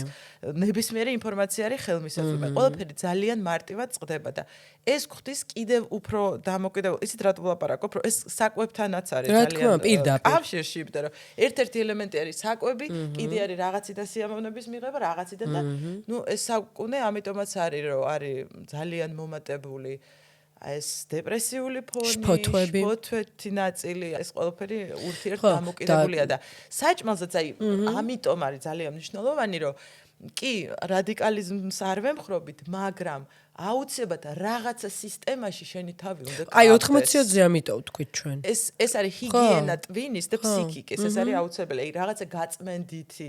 აი თუნდაც რო ავიღოთ ჩვენი მარხვა, არის ფანტასტიკური, მაგრამ შენ რაღაცაზე თვითნებურად ამბობ უარს. ოღონდ დავაკონკრეტოთ, რომ ისეთი მარხვა, რომელშიც არ შედის სამარხო ნაყინები და სამარხო ნამცხრები. რა თქმა უნდა, უმჯობესია ხა გოჭი, სამარხო გოჭი თხოვნირთვე, არ ვიცი. იმიტომ რომ აი მგონია რომ მარხვის დაცვა იგივენაირ წარმატებით შეგიძლია დაიცვა არაჯანსაღად, მაგას ჯობია რომ არ იმარხულო. მე ესე ვთვლი, ჩემი აზრი არ გამიბრაზდეს ხა არავინ, მაგრამ მე ესე მგონია. საკვები ცოტა ისეთი რთული თემაა, ნუ მე და იდეაში წესით, მაგრამ გადასარევია. ხო, წესით ეს არის, ხო? ანუ რომ ჩვენ ვიკავებთ თავს სიამოვნებისგან. და კი, მე პირადად უბრალოდ ეხა ჯანსაღი ყვება იმდენად მიყვარს, რომ მე სიამოვნებას ვიღებ ჯანსაღი ყვებით, იმიტომ რომ მე ესე წარმომიდგენია ყვება. მაგრამ ხო, და თუ თქვათ ადამარა რთული რა იქნება, იცი, მაგ შემთხვევაში ეხა დავფიქრდი. რომ შენ წარმოიდგინე მიირთმევ არაჯანსაღად, მე უცბად მარხვა მოდის ჯანსაღად უნდა იმარხულო. მან მგონია რომ ფიასკო გელოდება. არა, რა თქმა უნდა. იცით რა, ფიასკო გელოდება ყოველთვის, როდესაც კვებას უყურებ როგორც ეპიზოდს შენს ცხოვრებაში. აი, უნარჩვევა თუ არ არის, ამას გულისხმობ. თუ ადამიანი არ აქვს მნიშვნელობა რა მიზნით მოდის ალერგიულია და უნდა მაგალითად ყვება იმიტომ რომ რაღაც ალერგოლოგია უნება რომ ყვება დახვეწეთ ან წონის პრობლემა აქვს ან ნაღლის ბუშტის ანთება არ აქვს მნიშვნელობა როგორც კი ადამიანი იწყებს ფიქს რომ ეს 3 კვირა გაგრძელდეს 4 კვირა გაგრძელდეს ეგრევე წაგებული აქვს ეს გამოწვევაში ეს ომი ეხლა რა არის იცით აქ 80-20 ძალიან მნიშვნელოვანია კიდე იმიტომ რომ ვამჩნევ რომ რაც უფრო ხანგრძლივია ჩვენი კვება ჯანსაღი რა თქმა უნდა არ არის აუცილებელი სულ ერთფეროვანი სეზონურობა უნდა შემოვიტანოთ უნდა შემოვიტანოთ ეხლა კლება მინდა ეხლა აღარ მინდა კლება ანუ სხვადასხვა საფეხურებია ხო სტაბილიზაციის საფეხური კლების საფეხური ეხლა ზამთარია მეტი მჭირდება ეხლა ზაფხულია ნაკლები მჭირდება მაგრამ როდესაც მე უკვე ამას ვეჩვევი ძალიან ბევრმა მითხრა და მეც გამომიცდია. ნადა უკვე არც კლება მინდა, არც მომატება, უბრალოდ ამ სიამოვნებას ვერ ვკარგავ, რასაც ვღებულობ ჯანსაღი კვებით. რა სიამოვნებაა? მეორეს უთქვა ეხსნება. თუ ძინავდა 9 საათი, ძინავს 7 საათი. თუ არ უნდა და გასვლა და სამსახურის მერე მეგობრებთან ეძინებოდა, ეხლა პირიქით ეძებს. აი სხვა ხარისხია და აი ამას უკვე ვერაფრით ვერ ჩაანაცვლებ და ხშირად ყოფილა ესეთ შემთხვევა, რომ ის იმ 20-საც არ იყენებს. ის 20-ც აღარ უნდა. იმდენად ეჩვევა. შვიდად არის, რომ იცის, რომ ის 20 კი ბატონო, არ არის პრობლემა. კი, ნამდვილად ესეა, ჩემი გამოცდილებაც ესეთი იყო. ჩემ შემთხვევაში ზუსტად ესე არის და კი, მაგ გადაცდომის დღეები, მაგრამ ერთი სული მაქვს, რომ დამთავრდეს და მოვიდეს ჩემი ჩვეულებრივი დღე, იმიტომ რომ იმ დღეს ვარ ბედნიერი, ანუ კარგად ვგრძნობ თავს ფიზიკურად და სულიერად. რაც განიცდი. არა, კი არ განიცდი პირიქით. განვიცდი დარღვევ. ანუ აი როცა მიწევს რაღაცა, რომ სადღაც მიფრინავ ან მეგობრებს ხვდები, ყოველთვის ერთნაირი არ არის ყოველი დღე, რა თქმა უნდა და არც უნდა იყოს პირიქით ჩვენ აი მე დავამატებდი რომ აი განცდაზე კი არ არის უბრალოდ აი ბუნებრივად მართლა როდესაც არ მივირთმევ დაბალანსებულად და ჯანსაღად მაქვს ბევრად ნაკლები ენერგია ანუ დაგეთანხმებით ვარ ბევრად ცუდ ხასიათზე და ისედაც პროდუქტიული არ ვარ და საკუთარ თავსაც არ ვდგავარ თითქოს აი რაღაცებზე უფრო მეტი რეაქცია მაქვს შეიძლება რაღაცებზე უფრო მეტად გავბრაზდე ხო ანუ ეს ჰორმონალური ფონი იცვლება გამორიცხულია მაგალითად გონებრივი შრომის დროს აი კარგად დანაყრებულმა ადამიანმა იგივე შედეგი დადოს რაც დაუშვათ აი ცოტა კიდე მინდა ასეთი განცდით რო ადგების უფრიდან და მე მიდიხარ და მუშაობ ჩვენ სფეროში ქირურგები არასოდეს არ დანაყრებული ოპერაციას ვერ გააკეთებს ან ყველა სფეროში ეგრეა მსახიობები ბევრი მყავს და ვიცი რომ რაღაცა სპეციალური კვების რაციონი აქვს რომ სცენაზე მაქსიმალურად დაიხარჯონ თუ მოცეკვავეა და ბალერი უფრო კიდე ანუ ყველა სფეროშია ეგ და საერთოდ წონის პრობლემაც არ იყოს აი ეს კანი რა თქმა უნდა საერთოდ სხვა ის გლოუ რო ეცახიან ჭყვია სხვანაირად კი გეთანხმებით ამიტომ თმის ხარისხია რა ვერაფრით ვერ ჩაანაცვლებს ვერ საუკეთესო მეიკაპით ვერაფერი ხო და ამიტომ ძალიან მიკვირს რომ აი რო კიდე რო არსებობენ ესეთი ადამიანები რომ აი მაგალითად შენ რო წეღან ახსენე რომ მოდიან და 3 ტკბილი იოგურტი და 2 კიტრი და ამ დროს ზუსტად ვიცი რომ ეს ადამიანები თან ძალიან დაინტერესებულები არიან იმაში რომ კარგად გამოიყურებენ კანი მდგომარეობა ქონდეს კარგია რომ მოდიან არ დაბეჭდნენ 20 წლის ასაკში და მე ვფიქრობ რომ ჩვენ ხო ყველა ბუნებით რაღაც მაინც ვცდილობთ რომ მარტივად გამოვიდეთ და ეხლა სოციალური ქსელების მეშვეობით არის ძალიან ბევრი კარგი ინფორმაცია და ძალიან ბევრი ისეთი აბსოლუტურად უსაფუძვლო განსაკუთრებით ისეთ სოციალურ ქსელებში სადაც პატარები ბევრია ну ისეთ რაღაცებს ასწავლიან ერთმანეთს ხანდახან მინდა ვიტირო იმიტომ რომ აი აბსოლუტურად დაუშვებელი რაღაცა რჩევები უმკაცრესი ასე გააკეთე არ კონტროლდება და ბავშვი რომელიც ჯერ კიდე არ იცის ახლა მოზარდის ჯერ კიდე არ იცის რა როგორ ზოგს ექიმიც აშინებს ზოგს ფსიქოლოგიც აშინებს ახლა ნუ ვიმსჯელებთ მარტო ისე რომ ყველა აი უკვე ყველასთვის ნორმა გახდა ფსიქოლოგიური კონსულტაცია, ნუტრიციოლოგია არ არის სამწუხაროდ ასე და ამიტომ უნდა რაღაცა მიბაძოს და ამ მიბაძვაში ხდება ის, რომ ან გასტროენტეროლოგთან მოხდა, ან ალერგოლოგთან მოხდა, ძალიან დიდი და ბევრი პრობლემებია ამ თითქოს უბრალო თემაზე, როგორ იკვებოს განსაკუთრებით ახალგაზრდამ. აი გარდატეხის ასაკში ძალიან საშიშია. სულ არის კვებითი ქცევების დარღვევები, სულ არის რაღაცა გაუგებარი ან კუჭნაწლავის პრობლემა და ეს იკვევა იქიდან, რომ ბავშვს გაუჩნდა სურვილი, თავისი ნებით დაეწყო ზოგჯერ მშობელიც არ არის საქმის კურსში, იმიტომ მშობელი მუშაობს. მართალია. და ვერ აკვირდება ეს. რა თქმა უნდა. ეხლა ეს ჩვენი პოდკასტი გავა ერთ კვირაში და ნუ აღდგომის დღეები უკვე პრინციპში ჩამოტოვებული გვექნება, მაგრამ მოდი მაინც თქვათ მომავლისთვის გაითვალისწინებენ ჩვენი მაყურებლები. აი ამდენი ვთქვათ პასკების და შევთანხმდეთ ახლა რომ აი ეს პასკაზეც ისტერიკა რო არ ჭამო პასკა და ეს რაღაც არ არის ნორმალური და მგონია რომ ჩვენთვის ესეთი დღესასწაული სადაც თან ვუზიარებთ ერთმანეთს იქ პასკასაც ვაცხობთ მე პასკები შეჯიბრი არის და მთელი კონკურსი და ამბავი მგონია რომ პირიქით შეგვიძლია მივირთვათ ის პასკაც ისე რომ არ გქონდეს დანაშაულის შეგრძნება და აი როგორ გამოვიდეთ ახლა ამ მდგომარეობიდან მთელი კვირა სტუმრად სიარულით და პასკებით რაღაცა რჩევა რომ მოგცეთ ისეთი როგორ გამოვიდეთ მდგომარეობიდან და პირველი რაც უნდა გავაკეთოთ ჩვენ უნდა მივიღოთ სიამოვნება კლებიდანაც როცა თავისუფლებას ვაძლევთ რაც გვინდა ის ჭამოთ სიამოვნება უნდა მივიღოთ იმისგანაც რომ ხვალანზე გადავწყვიტ და ისევ გადავიდე იმ რეჟიმზე რომელზეც ვიყავი თუ დიეტაზე ვიყავი და ჩანსახკვებაზე ხო ასე რომ პირველი რაც ყველაზე უფრო მნიშვნელოვანია თუ მე მაქვს დამოკიდებულება ვამჩნევ ტკბილის მიმართ და სწრაფად მინდება ყოველთვის ეს რაღაცნაირად ეს ტკბილი ცილოვანთან და უჯრედისთან ერთად მივიღო. ანუ ჯერ დავიწყო უჯრედისით, ანუ ბოსტნეულით, ცილით და მერე დესერტივით მივიღო ეს ტკბილი. მაგალითად ჩაგეკითხებით, ანუ ჩაქაფულით რო დავიწყოთ? კი ბატონო, ორივეა. ხო, იგივეა. მწვანე სალათი, კიბრი, მერე დააყოლოთ ჩაქაფული და მერე დესერტი. დესერტი. არასოდეს არ იქნება იმდენი, რამდენიც გვინდოდა ეს პირველი. მეორე ისე მაინც არ შეიწოს, რომც დაუშვათ გავაკეთოთ. მერე კიდე ის მომენტი, რომ თუ ერთი დღე არ მყოფნის, ნუ გავაკეთებთ ასე, რომ ამ ერთ დღეში ავინაზღაუროთ, განსაკუთრებით თუ მარხული ადამიანი, ხო?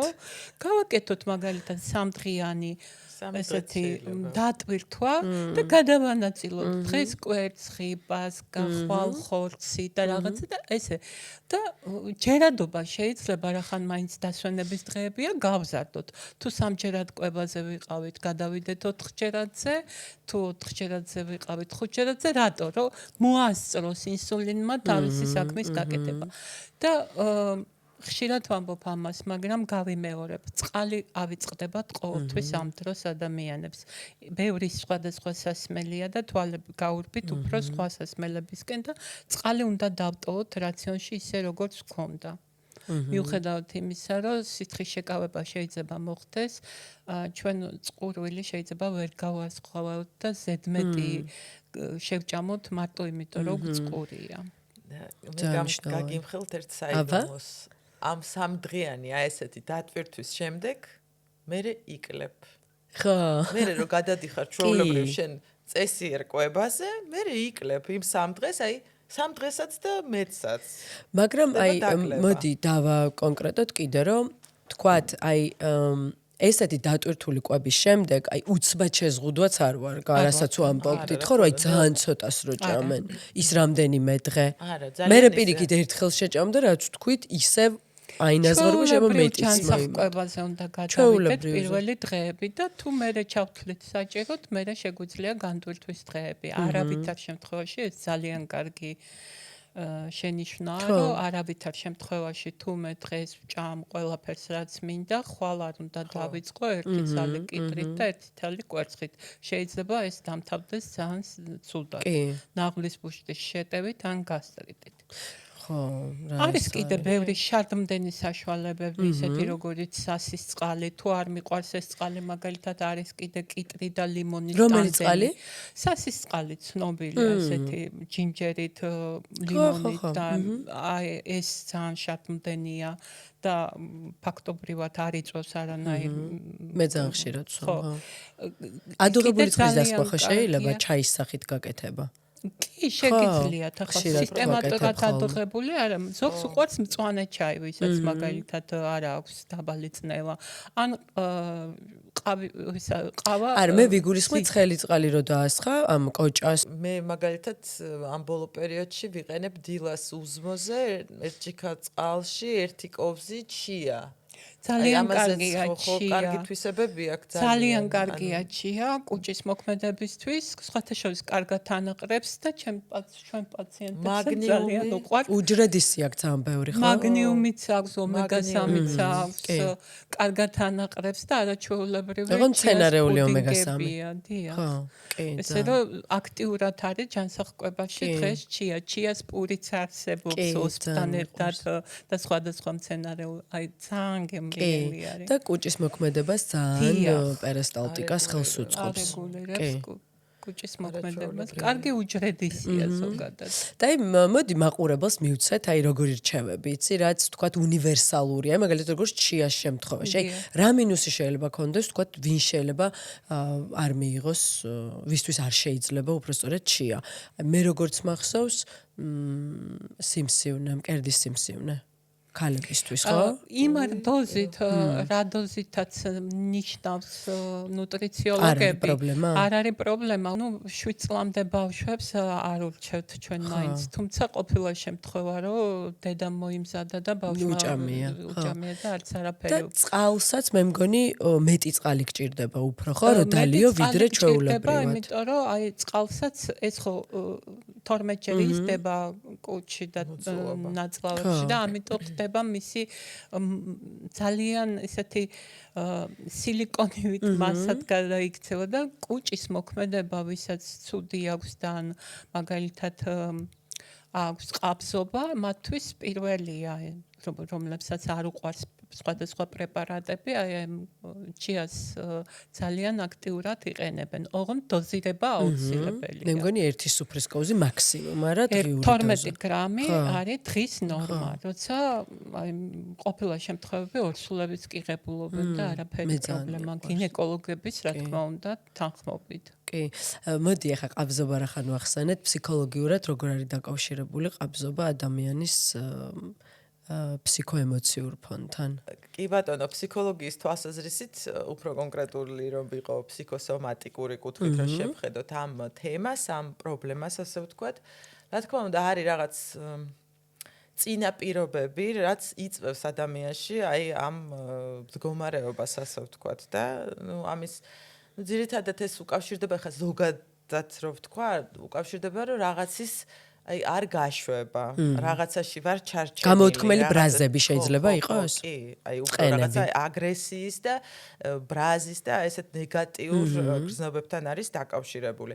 მაგრამ იცით როგორ არის? აი თუ ადამიანი მოდის მაგალითად ამ პრობლემით ჩვენთან, ხო? ნუ შეიძლება საერთოდ სხვა საკითხი იყოს, ანუ ადამიანი არის ძალიან ინდივიდუალურები ვართ ყველა და ზოგადად აი ფსიქიკა რა არის, მინდა ვთქვა, რომ ფსიქიკა არის ობიექტური რეალობის სუბიექტური აღქმა. და ამიტომაც აი ესე განზოგადებით მიჭირს ხოლმე ლაპარაკი, თუმცა როგორც წესი აი კუჭნაწლავის საკითხები, აი ეს ყაზბობის თემა უკავშირდება როგორც წესი აი აგრესიის და აი რაღაცა არ გაგაშვებული რაღაცა ბრაზები, რაც ჩემში არის და ჩემში არის ძალიან მყარად და ვერ ვთავისუფლდები ამისგან. აი აზრობრივად ესე გავშიფროთ, ხო, ესე ჩანს ხოლმე. ძალიან საინტერესოა ეს ყველაფერი როგორ უკავშირდება ერთმანეთს. ამხელა კავშირები აქვს. და ნატ აი რჩევები რომ მოგცა ეს უნივერსალური რომ გავაგრძელოთ ეს ჩემი გადახვევა იყო და აი ვთქვათ ჩიას შემთხვევაში აი მაგალითად რო ამბობენ რომ შვია არის ყველასთვის ფანტასტიკური ყოველდღიურად აი ამაზე რას ფიქრობთ? საუზმე უნდა იყოს მრავალფეროვანი და ზოგადად თუ ძალიან უყვარს ადამიანს ჭამა ყველაზე უფრო დემოკრატიული შეიძლება იყოს საუზმე. აქედან გამომდინარე შეიძლება შვიაც სხვადასხვანაირი არის, არის მაგალითად gluten free არის, ისეთი ცოტა რთულად მოსამზადებელი, რომელსაც ჭირდება მინიმუმ 10 წუთი. მე ესეთები უფრო მიყვარს. ხარშვა რომელსაც ჭირდება, თერმულად ამუშავება. წუთში მზად არის. თუმცა აი როგორი დღის განრიგი გვაქვს ახლა ყველამ ვიცით რომ აი მაგალითად მე დღეს შემიძლია დილით გავიდე და 5-მდე 6-მდე საღამოს ვერ ვისადილო ამიტომ მაშინ ვირჩევ ცილოვან საუზმეს აუცილებლად უნდა იყოს ცოტა ყველი ანუ ცილა ცხიმი ცოტა კვერცხი სადაც ასევე ცილა ცხიმი ცოტა ან ბოსტნეული ან კენკრა შეიძლება პურის ნაჭერიც, ავოკადოც, რომელიც არაჩვეულებრივია ესეთი მსუყე. თუ ვიცი რომ 1 საათშიც სახში ვარ 2 საათშიც, შემიძლია დავიწყო რაღაცა აბსოლუტურად აი მაგალითად ყავა და ყველი. აი ასეთი ან ჩიას პუდინგი, იმიტომ რომ მალე მაქვს საშუალება მე წავიხებსო. ამიტომ ძალიან მნიშვნელოვანია, როდესაც გავიღვიძებთ, პირველად დავლიოთ წყალი. მერე ჩვენი რუტინა, მოვემზადოთ ჰიგიენური რუტინა და მერე უკვე ვიფიქროთ, აი რა მეძახის დღეს და რაც გვეძახის, ოღონდ ჯანსაღად მომზადებული. ჩვენ ნანიკოსთან ერთად გადავწყვიტეთ ესეთი კულინარ თერაპიაც წამოგვეწყო, რაც ძალიან მნიშვნელოვანია და რა გვინდა დავამსხვრიოთ, იცით? აი ის სამზარეულოში დრო, რომელსაც ჩვენ საუზმის მოსამზადებლად და სადილის მოსამზადებლად ვატარებთ, არ არის დაკარგული. ესეც თერაპია. იმიტომ რომ ვეხებით, ანუ ტაქტილური ყნოსავთ, ვამზადებთ, თან ოჯახის წევრებს და აწმყოში გამყოფებს, რაც მთავარია რა. გამყოფებს და ისეთი თერაპიაა, რომ არასოდეს მე ამას არ ჭამ ხარბად, არ ჭამ სწრაფად. ზუსტად. არა შენ მომზადებულს თითქოს რაღაც ვერ უკეთებ ამ ზედმეტ ყვებას ვეღარ აკეთებ თითქოს არა როცა შენი მომზადებულია მე გამოცდილება მაქვს უფრო სწრაფად ნაყრდები და იმდენად ხო და რატო აი ნახეთ უკვე დაიწყო ის რაზეც ვილაპარაკე რომ ამას ქვია კულინარიული ფიზიკა რომ ჩვენ შევეხეთ ჩვენ დავყნოსეთ ჩვენ შეიძლება იქ გამსაზღვრეთ რა და არც ერთი კერძი, ну რაღაცას ხო ყოველთვის ცვლი დიასახლისი. თან ყოველთვის ფიქრობ, რომ ვიღაცას უმზადებ კიდე, მარტო შენთვის ხო არა. ზრუნვის ნაწილია ჩართული. ეს ზრუნვის ნაწილია და იმდენად დადებითი ემოციები მოდის, რომ არასოდეს არ არის ეს დაკარგული დრო.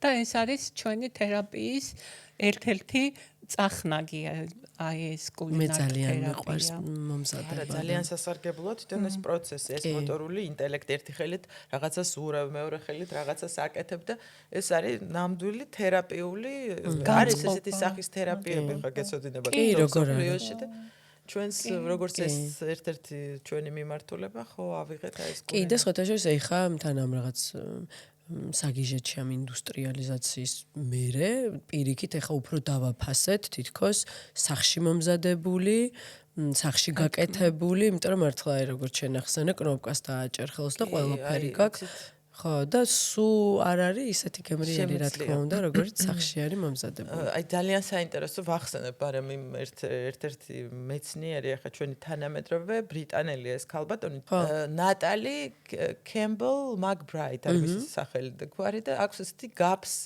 the gut and psychology syndrome ასე ქვია რომ ეს ქალბატონი აი თავისი კვების მოდელით კურნავს, ნუ ამას ამბობს, რომ კურნავს მაგალითად აუტიზმისგან. თავისი შვილი განკურნა და აი ზუსტად ეხლა გამახსენდა აი ქალბატონის ეს მეთოდი და მიდგომა და იზახის რომ არქი მნიშვნელოვანია სახლში დედები, ბებიები, საერთოდ აი ეს ტრადიცია მოისპო დასავლეთში, აღარ არსებობს ფაქტიურად. აი თვითონ არის ბრიტანელი ეს ქალბატონი და უკვე გაიზარდაო თაობებიო, რომ სახლში საჭმელი აღარ მზადდებაო. და ეს არის პირველი მიზეზი იმისა, რომ ადამიანს აი მიკროფლორა, თავისი კუჭ-ნაწლავის ტრაქტის აქ დარღვეული აუცილებლად, იმიტომ რომ სახლში ჯერჯერობით განწყობას აქვს უდიდესი მნიშვნელობა ვინ გიმზადებს საჭმელს, იმიტომ რომ აი ეს ენერგია აუცილებლად რა თქმა უნდა ჩაექსოვება იმ საკვებს, რომ უმზადებ. სად ახლა დედა რო თავის შვილს მოუმზადებს და ბებიაო და სად ახლა ვიღაც უწყოდებელი ან სუპერმარკეტში ნაყიდი. ან ისეთი მზარეული უნდა იყოს მიძღვნილი, რომ გიჟდება მზადებაზე და მოწონს, რომ სხვაზე ზრუნოს, მაგრამ ესეთი იშვიათია. ძირითადად ხო, მაინც უფრო სამსახურის გამო. დიახ, და აი ეს ქალბატონი აი მოუწოდებს დედებს, ქალებს, ბებიებს, რომ დაიწყეთ ისევ დაუბრუნდით ამ ტრადიციას, ეს არის ძალიან მნიშვნელოვანი, რომ თქვენი შვილები პირდაპირ პროპორციულია უბრალოდ ჩვენს ფიზიოლოგიასთან და ჩვენს ჯანმრთელობასთან. ეს არ არის მხოლოდ დიეტა გახდომა გასაგებია. ხო, მესმის უბრალოდ ხვდები მან ხა ერთვება ეს ყობა კაპიტალიზმი, ქალები მუშაობენ, მე მართლა რომ დაღლილი ხარ უკვე რა საჭმლის მომზადებაზეა საუბარი და ის ფუფუნება ვისაც აქვს ხა რომ აქვს დრო, რა თქმა უნდა, ძალიან კარგია როცა შვილებს უმზადებს საჭმელს. მაქსიმალურად შეგვიძლია რომ ყოველ შემთხვევაში ერთხელ მაგრამ მოდი შევთანხმდეთ რომ მამებსაც შეუძლიათ საკვების მამაჩემი ფანტასტიურ საჭმელს აკეთებდა მამაკაცები კიდევ უკეთესად ამზადებენ და ფანტასტიურ დედაჩემიც ფანტასტიურად ამზადებს და მამაჩემიც კარგად ამზადებდა და ძალიან მაგარია მოკლედ ორივე რო ამზადებს და ვიტყოდი რომ მარტო ქალებს არ მოვუწოდოთ მამაკაცებსაც მოვუწოდოთ რომ ყოველ შემთხვევაში ადრე კი არა და აი მახსოვს რომ მე მქონია რომ აი რაღაცა დედაზე რომ აი რაღაცა შევწუხებული ვარ რომ რატო წუხდება და ეხლა ხვდები რომ ეს არ არის დაკარგული მართლა დრო და რამხელა მადლია უბრალოდ რომ აი სახში შენი დედა და ოჯახის წევრი ამას გიკეთებს შენ და შენც რო გააკეთო და თუნდაც ძალიან დაკავებული იყო ანუ მართლა აი ნატამ როგორც თქვა წეღან რომ არ არის დაკარგული დრო არ არის დაკარგული ენერგეტიკულ დონეზე ძალიან მნიშვნელოვანია აი ეს რო გავთიშოთ მაგალითად რომ აი ის რომ ეკონომიურიც არის, ახლა დღეს ესეც საფიქრელია.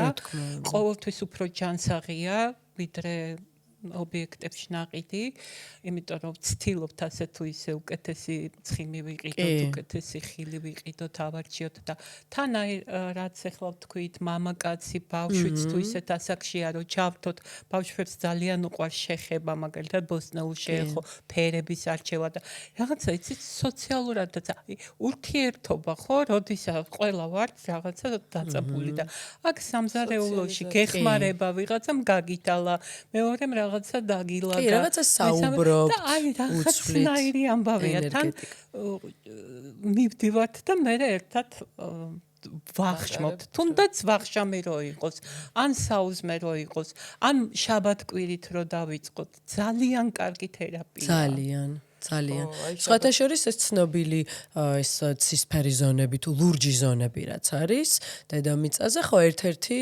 მიზეზი არის ეს მაგალითად სარდინიასი რომ ხო გონიათ რომ ღვინით არიან დღეგრძელები მაგრამ მან თავარი არის სოციალური ფაქტორი ოჯახი ხო და თან ასაკოვანი ადამიანები რომელსაც ფუნქცია არ აქვს დაკარგული პატივს ცემენ, ერთად იკრიბებიან ეს ოჯახები, ერთად მიირთმევენ.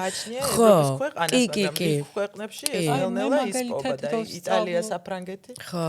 რომ სწავლობდი კვების ინსტიტუტში, იყო ფრანგული პარადოქსი, ხო? ახლა ფრანგები გამოირჩევა საკვების სიყვარულით, ესე ზოგადად არასოდეს არ იტყვიან, რომ ეს არ მინდა იმას არ შევჭო.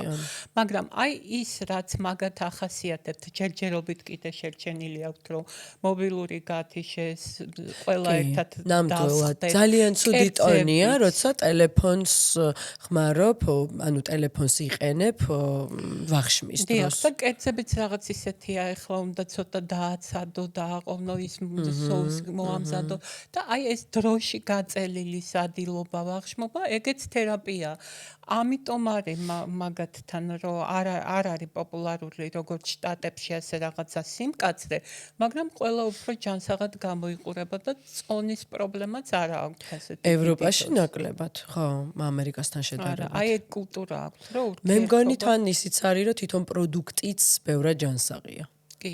ბევრად ჯანსაღია და კონტროლდება, ხო და ხა ამერიკა მაგ კუთხით გაუკონტროლებელია. დიახ.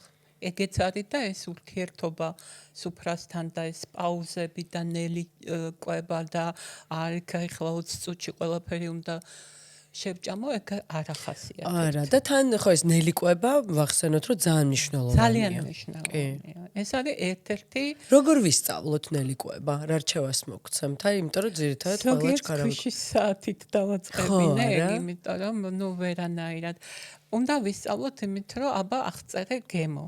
პირველი 3 ლუკმის გემო აღწერე. მე უკვე იკარგება ის აღწერაც და ყოველთვის ესია, რომ აი ვეუბნებით, აი შოკოლადი გინდა, ხო? აბა ჩაიდე პირისგლოში და ახლა დაიწყე. მწარია, მოდკბოა, აი ეთამაში, ამ როგორია ფორმა აღწერე ის და ნუ ვინც გამომყვა და ვინც გამომყვა, ძალიან კარგი შედეგები აქვს, ვინც ნელა ჭამს, პირველ 3-4 კილოს მარტო იმით იხვებს, რომ ნელა ჭამს, იმიტომ რომ აცნობიერებს უკვე და აღარ უნდა ტვინი ასწრებს იმ ინფორმაციას. ანუ ეს 20 წუთში მიდის მადის რეცეპტორიო, მართალია? ხო, დაახლოებით. კი, არასოდეს არ შეჭამ იმდენს, რამდენსაც სხვა დროს. ეს არის ობიექტურად დამტკიცებული. და ნატა ისიც თქვა აუცილებლად, რომ გარდა წონის, გარდა, ანუ ჩვენი კუჭნაწლავის მიკროფლორისთვის არის უმნიშვნელოვანესი. მიკრობიომი, რა თქმა უნდა. ნელიკვება, იმიტომ რომ მაგ დროს ხდება, რომ ეს რაღაცა სოკოები თუ ბაქტერიები მატულობს, აი როცა დიდი ლუკმები გვივარდება და იწყება ლპობა, რაღაც ნაწილაკების და ხო, რო არ ღეჭავ, ხო? ნახშირწყლების გადამუშავება. ანუ ვიცი რომ ბევრჯერ დაღეჭვა არის მნიშვნელოვანი, რომ ფერმენტები გამოყოს თან, ხო? აი ერთი ლაიფჰაკი, რომელიც მე მადგება, მე ვიყენებ ხოლმე, არის როდესაც ჩაიდებ ლუკმას პირში, მე უნდა დადო ჩანკალი. კი, ხო, დაღეჭო. კი, ესეც ვიცი, კი. იმიტომ რომ ჩვენ რო გვიჭირავს ხელში, მე ეს ძალიან ჩქარ ხდება ეს პროცესი, უნდა დადო, დაღეჭო, ანუ დააკვირდე. აუცილებლად დაკვირვების ეს მომენტი არის ძალიან მნიშვნელოვანი და ყურადღებას კონცენტრაცია. ძალიან. ნახეთ როგორ არის, აი მაგალითად ჩვენ რასაც ვჭამთ, იმით იკვებება ჩვენი ავტონომიური ეს მიკროფლორა, ხო? და მე ამ ნერვის მეშვეობით, ცთომილი ნერვის მეშვეობით ეს ინფორმაცია ყველაფერი მიდის ტვინში და არის ასეთი თეორიაც კი, რომელსაც აქვს ძალიან ყარათი კვლევენ და ძალიან კარგად არის უკვე შესწავლილი, რომ ეს მიკროფლორა კალნახობს, როგორ განწყობაზე ვიყო, დეპრესიული ვიყო თუ არა. იმიტომ შეიძლება ადამიანს საერთოდ არ უნდადეს არც მომატება წონაში, არც კლება, მაგრამ მოგმართოს მარტო იმიტომ, რომ გაუგებარი რაღაც შებერილობა მაქვს, ვეღარ გავიგე რა საკვები ძალიან დიდი პრობლემაა შებერილობის და აწუხებს ძალიან ბევრს ნატა. გაწყვეტინებ ძალიან დიდ პროცესს. აი ჩვენ მაგაზეც ნატა უნიშნავს ესეთ დიეტას, რომელიც ამასაც შველის. დილით ვიღვიძებ დაღლილი ვარ, არც 9 საათი ძილი მყოფნის, არაფერი, კიდე ანთებითი პროცესები იმიტომ რომ ცალკუჭნაწლავში სეროტონინი გამომუშავდება, ხო? და ეს მნიშვნელოვანია. 90%, რომელიც ქმნის მთელი ორგანიზმის აი სტატუსს და მდგომარეობას და ეხლა ადამიანი რო გეუბნება თითქოს ჯანსაღად იკვებება, მართლაც ჩამოთვალა პროდუქტები და ნუ ვერაფერს ვერ ეუბნები და მიუხედავად ამისა აქვს მუდმივი შებერილობა, მუდმივი რაღაც ალერგიული რეაქციები, მუდმივი რაღაცა შემციმნება ან პირიქით. აი რა გავაკეთო, წყალიც კი შებერილობას იწვევს. აი ეს სეგმენტიც, ეს ხალხიც ძალიან კარგ შედეგებს ღებულობს ჩვენთან. ნამდვილი კვებით. აბსოლუტურად არაფერი არ უნდათ. აი წონის არც მატება, არც დაკლება. პრაქტიკულად ჯამთელი ხალხია, მაგრამ ვერაფრით ვერ გადავიდნენ შენობით საკვებთან. ნახშირწყლებს წავიდნენ, ცუდად არიან, მერე გადავარდებიან მეორე უკიდურესობაში, ცილებს ჭამენ, ცუდად არიან, ანუ ვერაფრით ვერ დაალაგეს ეს კუჭნაწლავის მდგომარეობა. ხო, და ძალიან მნიშვნელოვანია, რომ დაბალანსებულად ყველა საკვების მიღება შეგვეძლოს, როცა ვარ ჯამრთელები, ხო, სწორია? როცა ვართ ჯამრთელები, უნდა იყოს ცილაც, ცხიმიც, ნახშირწყალიც და უნდა გვერგებოდეს საკვები, იმიტომ რომ საკვები არის ენერგიის წყარო და არა პირიქით. და ყველა ასეთი პაციენტი ნანიკო დამეთანხმება, რომ გვეუბნება, რომ შევჭამ იმის მაგივრად, რომ დამნაყრდე კიდე უფრო ცუდად ვარ და კიდე უფრო მეტად მინდა, უბრალოდ არის. და მე ცდილობს აი ეს ყავა და რაღაც აი რაღაცით გამოისწოროს ეს სისუსტე და დაღლილობა. ეს იმას ნიშნავს, რომ აი მიკროფლორა არის დარღვეული ორგანიზმში და ეს იმას ნიშნავს, რომ სჭირდება მიხედვა აუცილებლად და მიკროფლორა სწორი კვებით, ძილით, ესეთი და მარტო კვება გადამწყვეტი არ არის. ფიზიკური დატვირთვა, ფიზიკური დატვირთვა, სუნთქვითი ვარჯიშებიც. და საერთოდ აი არა მარტო შრომის ჰიგიენაც ახლა ზოგი რო არის აი არანორმალურად შრომობს და აი ეს სულ დაძაბულია და სულ ფორს მაჟორია. კორტიზოლთან მივდივართ ისე. ანუ ჩვენ ამას ყველაფერს ვეხმარებით, რომ თუ სურვილი აქვს დაალაგოს. თაკო კიდევ ჩვენი საუბრის ბოლოსკენ მინდა შემოგთავაზოთ ორი ძალიან სასარგებლო ფსიქოფიზიოლოგიური ვარჯიშები, რომელიც არის ზოგადი მდგომარეობისთვის კვების მხრივაც არის ძალიან სასარგებლო. კიდე ერთი ჩემი აი ყველაზე ისეთი საყვარელი რეკომენდაცია, რასაც მე თვითონ ძალიან აქტიურად ვიყენებ არის ზღვის მარილიან წყალში აბაზანის მიღება. ანუ აი შეგიძლიათ ჩართოთ მუსიკა, რაღაცა დაანთოთ სანთლები და ძალიან მნიშვნელოვანია რომ წყალში ისეთ ჩაწვეთ, რომ ყურებიც უნდა იყოს ჩაფლული წყალში და რამოდენიმე წუთი ეცადეთ რომ არაფერზე ახლა ჩქარჩქარა ყვები და ეს უნდა გააკეთოთ ნელა. უნდა გაითიშოთ ყველაფერს. შენელდე, აი ეს წყლის ხმას მოусმინო და აი ამ ტალღაზე, ისეთ თანამედროვე ადამიანი, ჩვენ ვმუშაობთ, ვოპერირებთ, ასე ვთქვათ, როგორც რობოტები, ტეტა, ბეტა, უკაცრავად ბეტა სიხშირეზე. ეს არის აი როგორც ციყვი, რომელიც აი ვერ ჩერდება ვეცერთი წამი რა, ვართ აი ამ ორ მტრიალში. ტვინში სულ რაღაცას ფიქრობ. იგივე პროცესებია, იქ სოციალური ტელეფონი, ზარი, ну, მოკლედ, ჩვენი თანამედროვე ცხოვრება და ყველაზე კარგი იდეები მოდის, ანუ აი უფრო კრეატიული ხდები ადამიანი და უფრო საზრიანი აზრები მოგდის, როდესაც შეღარ მედიტაციურ აი მშვიდ რაღაცა განწყობაზე და სიმშვიდეში. ეს არის ტეტა სიხშირე, უფრო მაღალი სიხშირე არის. და ეხლა გაჩვენებთ კიდე ვარჯიშს, ერთი არის აი სტრესის მოსახსნელად არის ძალიან სასარგებლო, იმიტომ რომ თქვენ ვიცით ყველა მოგვარ რომ მთელი ჩვენი ტრამვები, ანუ ჩვენ სხეულს აქვს დამახსოვრება ხო აქვს ჩვენს ალოკაცია ხდება ამ ყველაფრის ჩვენს სხეულში, ანუ ჩვენს უფრო ღრმა, ქვეცნობიერ რაღაცა შრეებს, ასე ვთქვათ, აქ პირდაპირ კავშირი ჩვენს სხეულთან და სწორედ სხეულით ვლინდება ჩვენ თუ რამე სულიერად ვაწუხებს, ვლინდება ფიზიკურად სხეულზე. ხო და აი სხვადასხვა დაავადებებით მათ შორის და რაღაცა სიმპტომებით და გამოვლინებებით, ჭარბი წონით მათ შორის და ასე შემდეგ. და აი ეს ვარჯიში არის უმარტივესი, ქვია საკიდი და კიდევ იცით აი გვაჩვენებ ესე ფიზიკურად ყოველდღიური აი ეს დაძაბულობა, რაღაცა სტრესები, რაღაც მძიმე ინფორმაციები, აი აქ ხდება დაგროვება იმის აი კუნთოვან ჩვენ სისტემაში და აქ არის ძალიან ბევრი სისხლ ძარღვები აი ამ ტერიტორიაზე. ხო მართალი ვარ, ქალბატონო ნატა ექიმო. იმიტომ რომ მე ექიმი არ ვარ, მაგრამ ნატასთან ყოველთვის ვაზუსტებ ხოლმე ესეთ სამედიცინო ინფორმაციას და ესე გაჩვენებთ ახლა ამ ვარჯიშს, არის უმარტივესი, აი დავუშვათ ხართ სამსახურში, უბრალოდ ზიხართ სკამზე, არც დადგომა გქონდებათ, არაფერ არ გჭირდებათ. ჩამოუშვით ესე ხელები და წარმოიდგინეთ პირველ რიგში დააბალანსეთ თქვენი სუნთქვა პირველ რიგში უნდა დამშვიდდეთ დაიწყოთ ესე მშვიდად წყნარად სუნთქვა და წარმოიდგინეთ რომ აი ამ ხრებზე გადებთ თითქოს აი აგურების თელი სიმძიმე შეგიძლიათ წარმოიდგინოთ კიდევაც რომ ეს არის თელი დღის განცდილი ან თელი თვის არ ვიცი აი თელი სიმძიმე და დაიწყეთ აი ამ ხრების აი ამ სიმძიმის აი ეს ძალიან ნელა მაღლა აწევა და ნახეთ თავის ნიკაპის ქვემოთ ჩამოწევა. აი საკითხს, ვაკეთებთ საკითხს. ოღონდ ეცადეთ რომ აი სახიდან აი გრიმასა არ გააკეთოთ. პირიქით მოადუნეთ ეს თქვენი ყბა, სახე.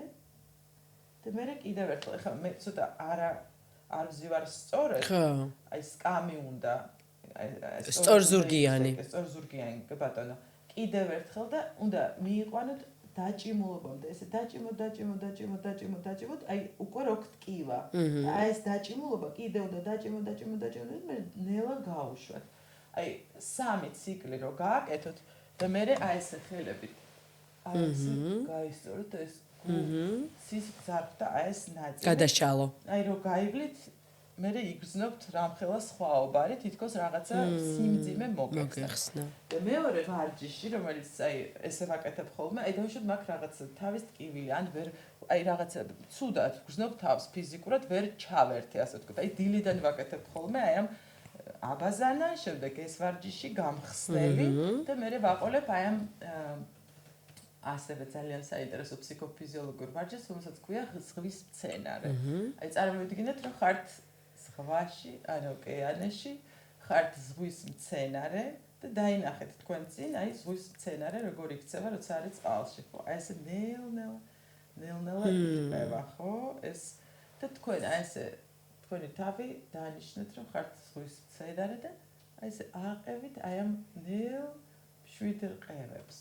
და ხო გეტყვით რისთვის არის ეს არის ჩვენი აი ეს ვიბრაციების გადავყევართ სანოგენეზში, ანუ ეს არის რეგენერაციის ორგანიზმის აღდგენის ფუნქცია, ყველა ფუნქციის აღდგენის, ანუ როგორც ფსიქიკის, ასევე ორგანიზმის. მე აი ამ ეხლა მე უბრალოდ რა თქმა უნდა ძალიან აქტიურად ვსაუბრობ, ეგრე არ უნდა ხდებოდეს.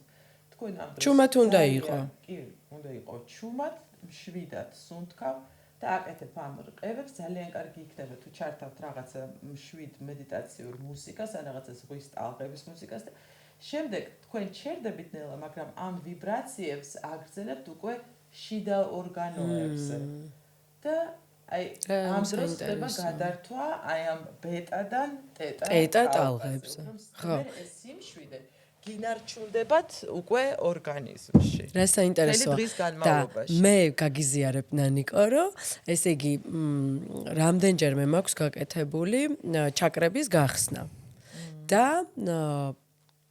მე მგონი ყელის ჩაკრაზე რო ავდივარ, სჯდები ხოლმე და თავისით იწყებს რხევას ჩემი სხეული და აი ხა რაც აჩვენე, ამას უბრალოდ ჩემი სხეული თავისით აკეთებს და რა საოცრება არის, ესე იგი, რომ რაღაც თავისით იცის, როგორ გაუკეთოს რეგენერაცია, რა ჩვენ თქვით. რა ხა გამახსენდა, ისეთი უცნაური, აი მინდება, რომ ესე ვიმოძრავ, არც არის არ უთქვამს არასდროს. კოლექტიური არის. ხო, რა ის საოცრება. მაგარი ეს არის თან დაყოლილი. ჩვენი ორგანიზმი არის ისეთი ბრძენი მართლა სისტემა, აი მაგალითად ტრანსული მდგომარეობაც და ჰიპნოზიც. ეს ჩვენ გონია რომ ვიღაცა ოდესღაც მოიგონათ, რეალურად ეს არის ჩვენი ნოტვინის მდგომარეობა გადატვირთვის. როდესაც ჩვენ უყურებთ ჰორიზონტს და ჩვენი მზერა შტერდება, ანუ შევდივართ ტრანსულ მდგომარეობაში. ზღვაზე რა ხშირად არის, არა? ამ დღეს მაგითო არის ბუნებაში სასარგებლო ყოფნა, რომ აი ამ ბუნებრივ რაღაც პეიზაჟებს რო უყურებ, სხვადასხვა შვიდდება შენი ფსიქიკა, შენი ფიზიოლოგია და ხდება გადატვირთვა ფსიქიკური პროცესების. თან სხვა დედის უნთქვას გვახსენებს და წარმოიდგინეთ სად ბრუნდებით იმ დროს. კი ბატონო, აი ეს ვარჯიშიც, აი ეს ზღვის მცენარე, ზღვა რა, რომ წყალი არის, ნუ ბავშვი იბადება წყლიდან, ასე ვთქვათ, ხო, 9 თვე ჩვენ იმ სითხეში იმყოფება ბავშვი ემბრიონი და ყველაზე დაცულობის განცდა ალბათ არის. ძალიან ახლო ეგ გარემო და აი თუმცა 21 საუკუნის ადამიანი ხშირად მომისმენია ძალიან ბევრი ახლობლისგანაც, რომ დედა როგორ მიყვარდა ცურვა და როგორ აღარ მსიამოვნებს წყალი. მართლა.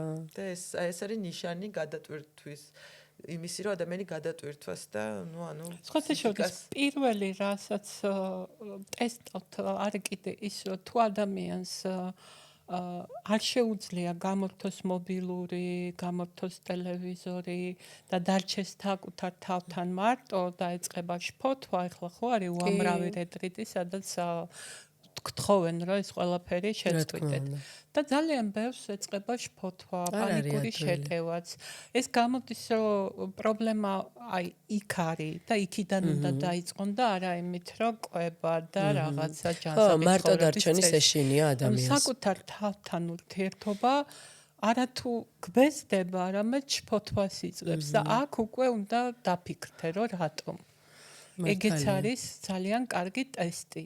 რომ აი რატო არა რომ რაღაცასთან თუ არ მაქვს ურთიერთობა, მე მომწეულ მდგომარეობაში ვარ. არა და თან ისედაც მარტოობა მგონია რომ ყველა ადამიანისთვის აუცილებელია, რომ აღდგეს ჩვენი ენერგია და ისედაც შეგვეძლოს მარტო საკუთარ თავთან დროის გატანა. დიალოგი. შესთავაზდა დიალოგი. კი, აუცილებელია. ძალიან აუცილებელი ნამდვილად. სხვანაირად ვერ გავიზრდებით და გეთანხმებით. ტრანსფორმაცია არ შედგება. ესეა.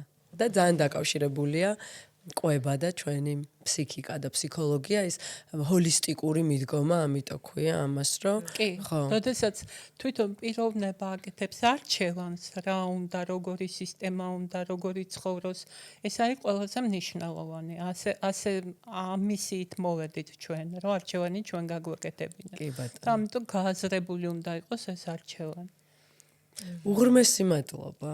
პირიქით, ძალიან სასიამოვნო, საინტერესო და ისეთი დინამიური პოდკასტი გამოგვივიდა და მგონია რომ მაყურებლისთვისაც იქნება სასარგებლო და საინტერესო. იმედი გვაქვს და დიდი მადლობა. დიდი მადლობა ნახვამდის.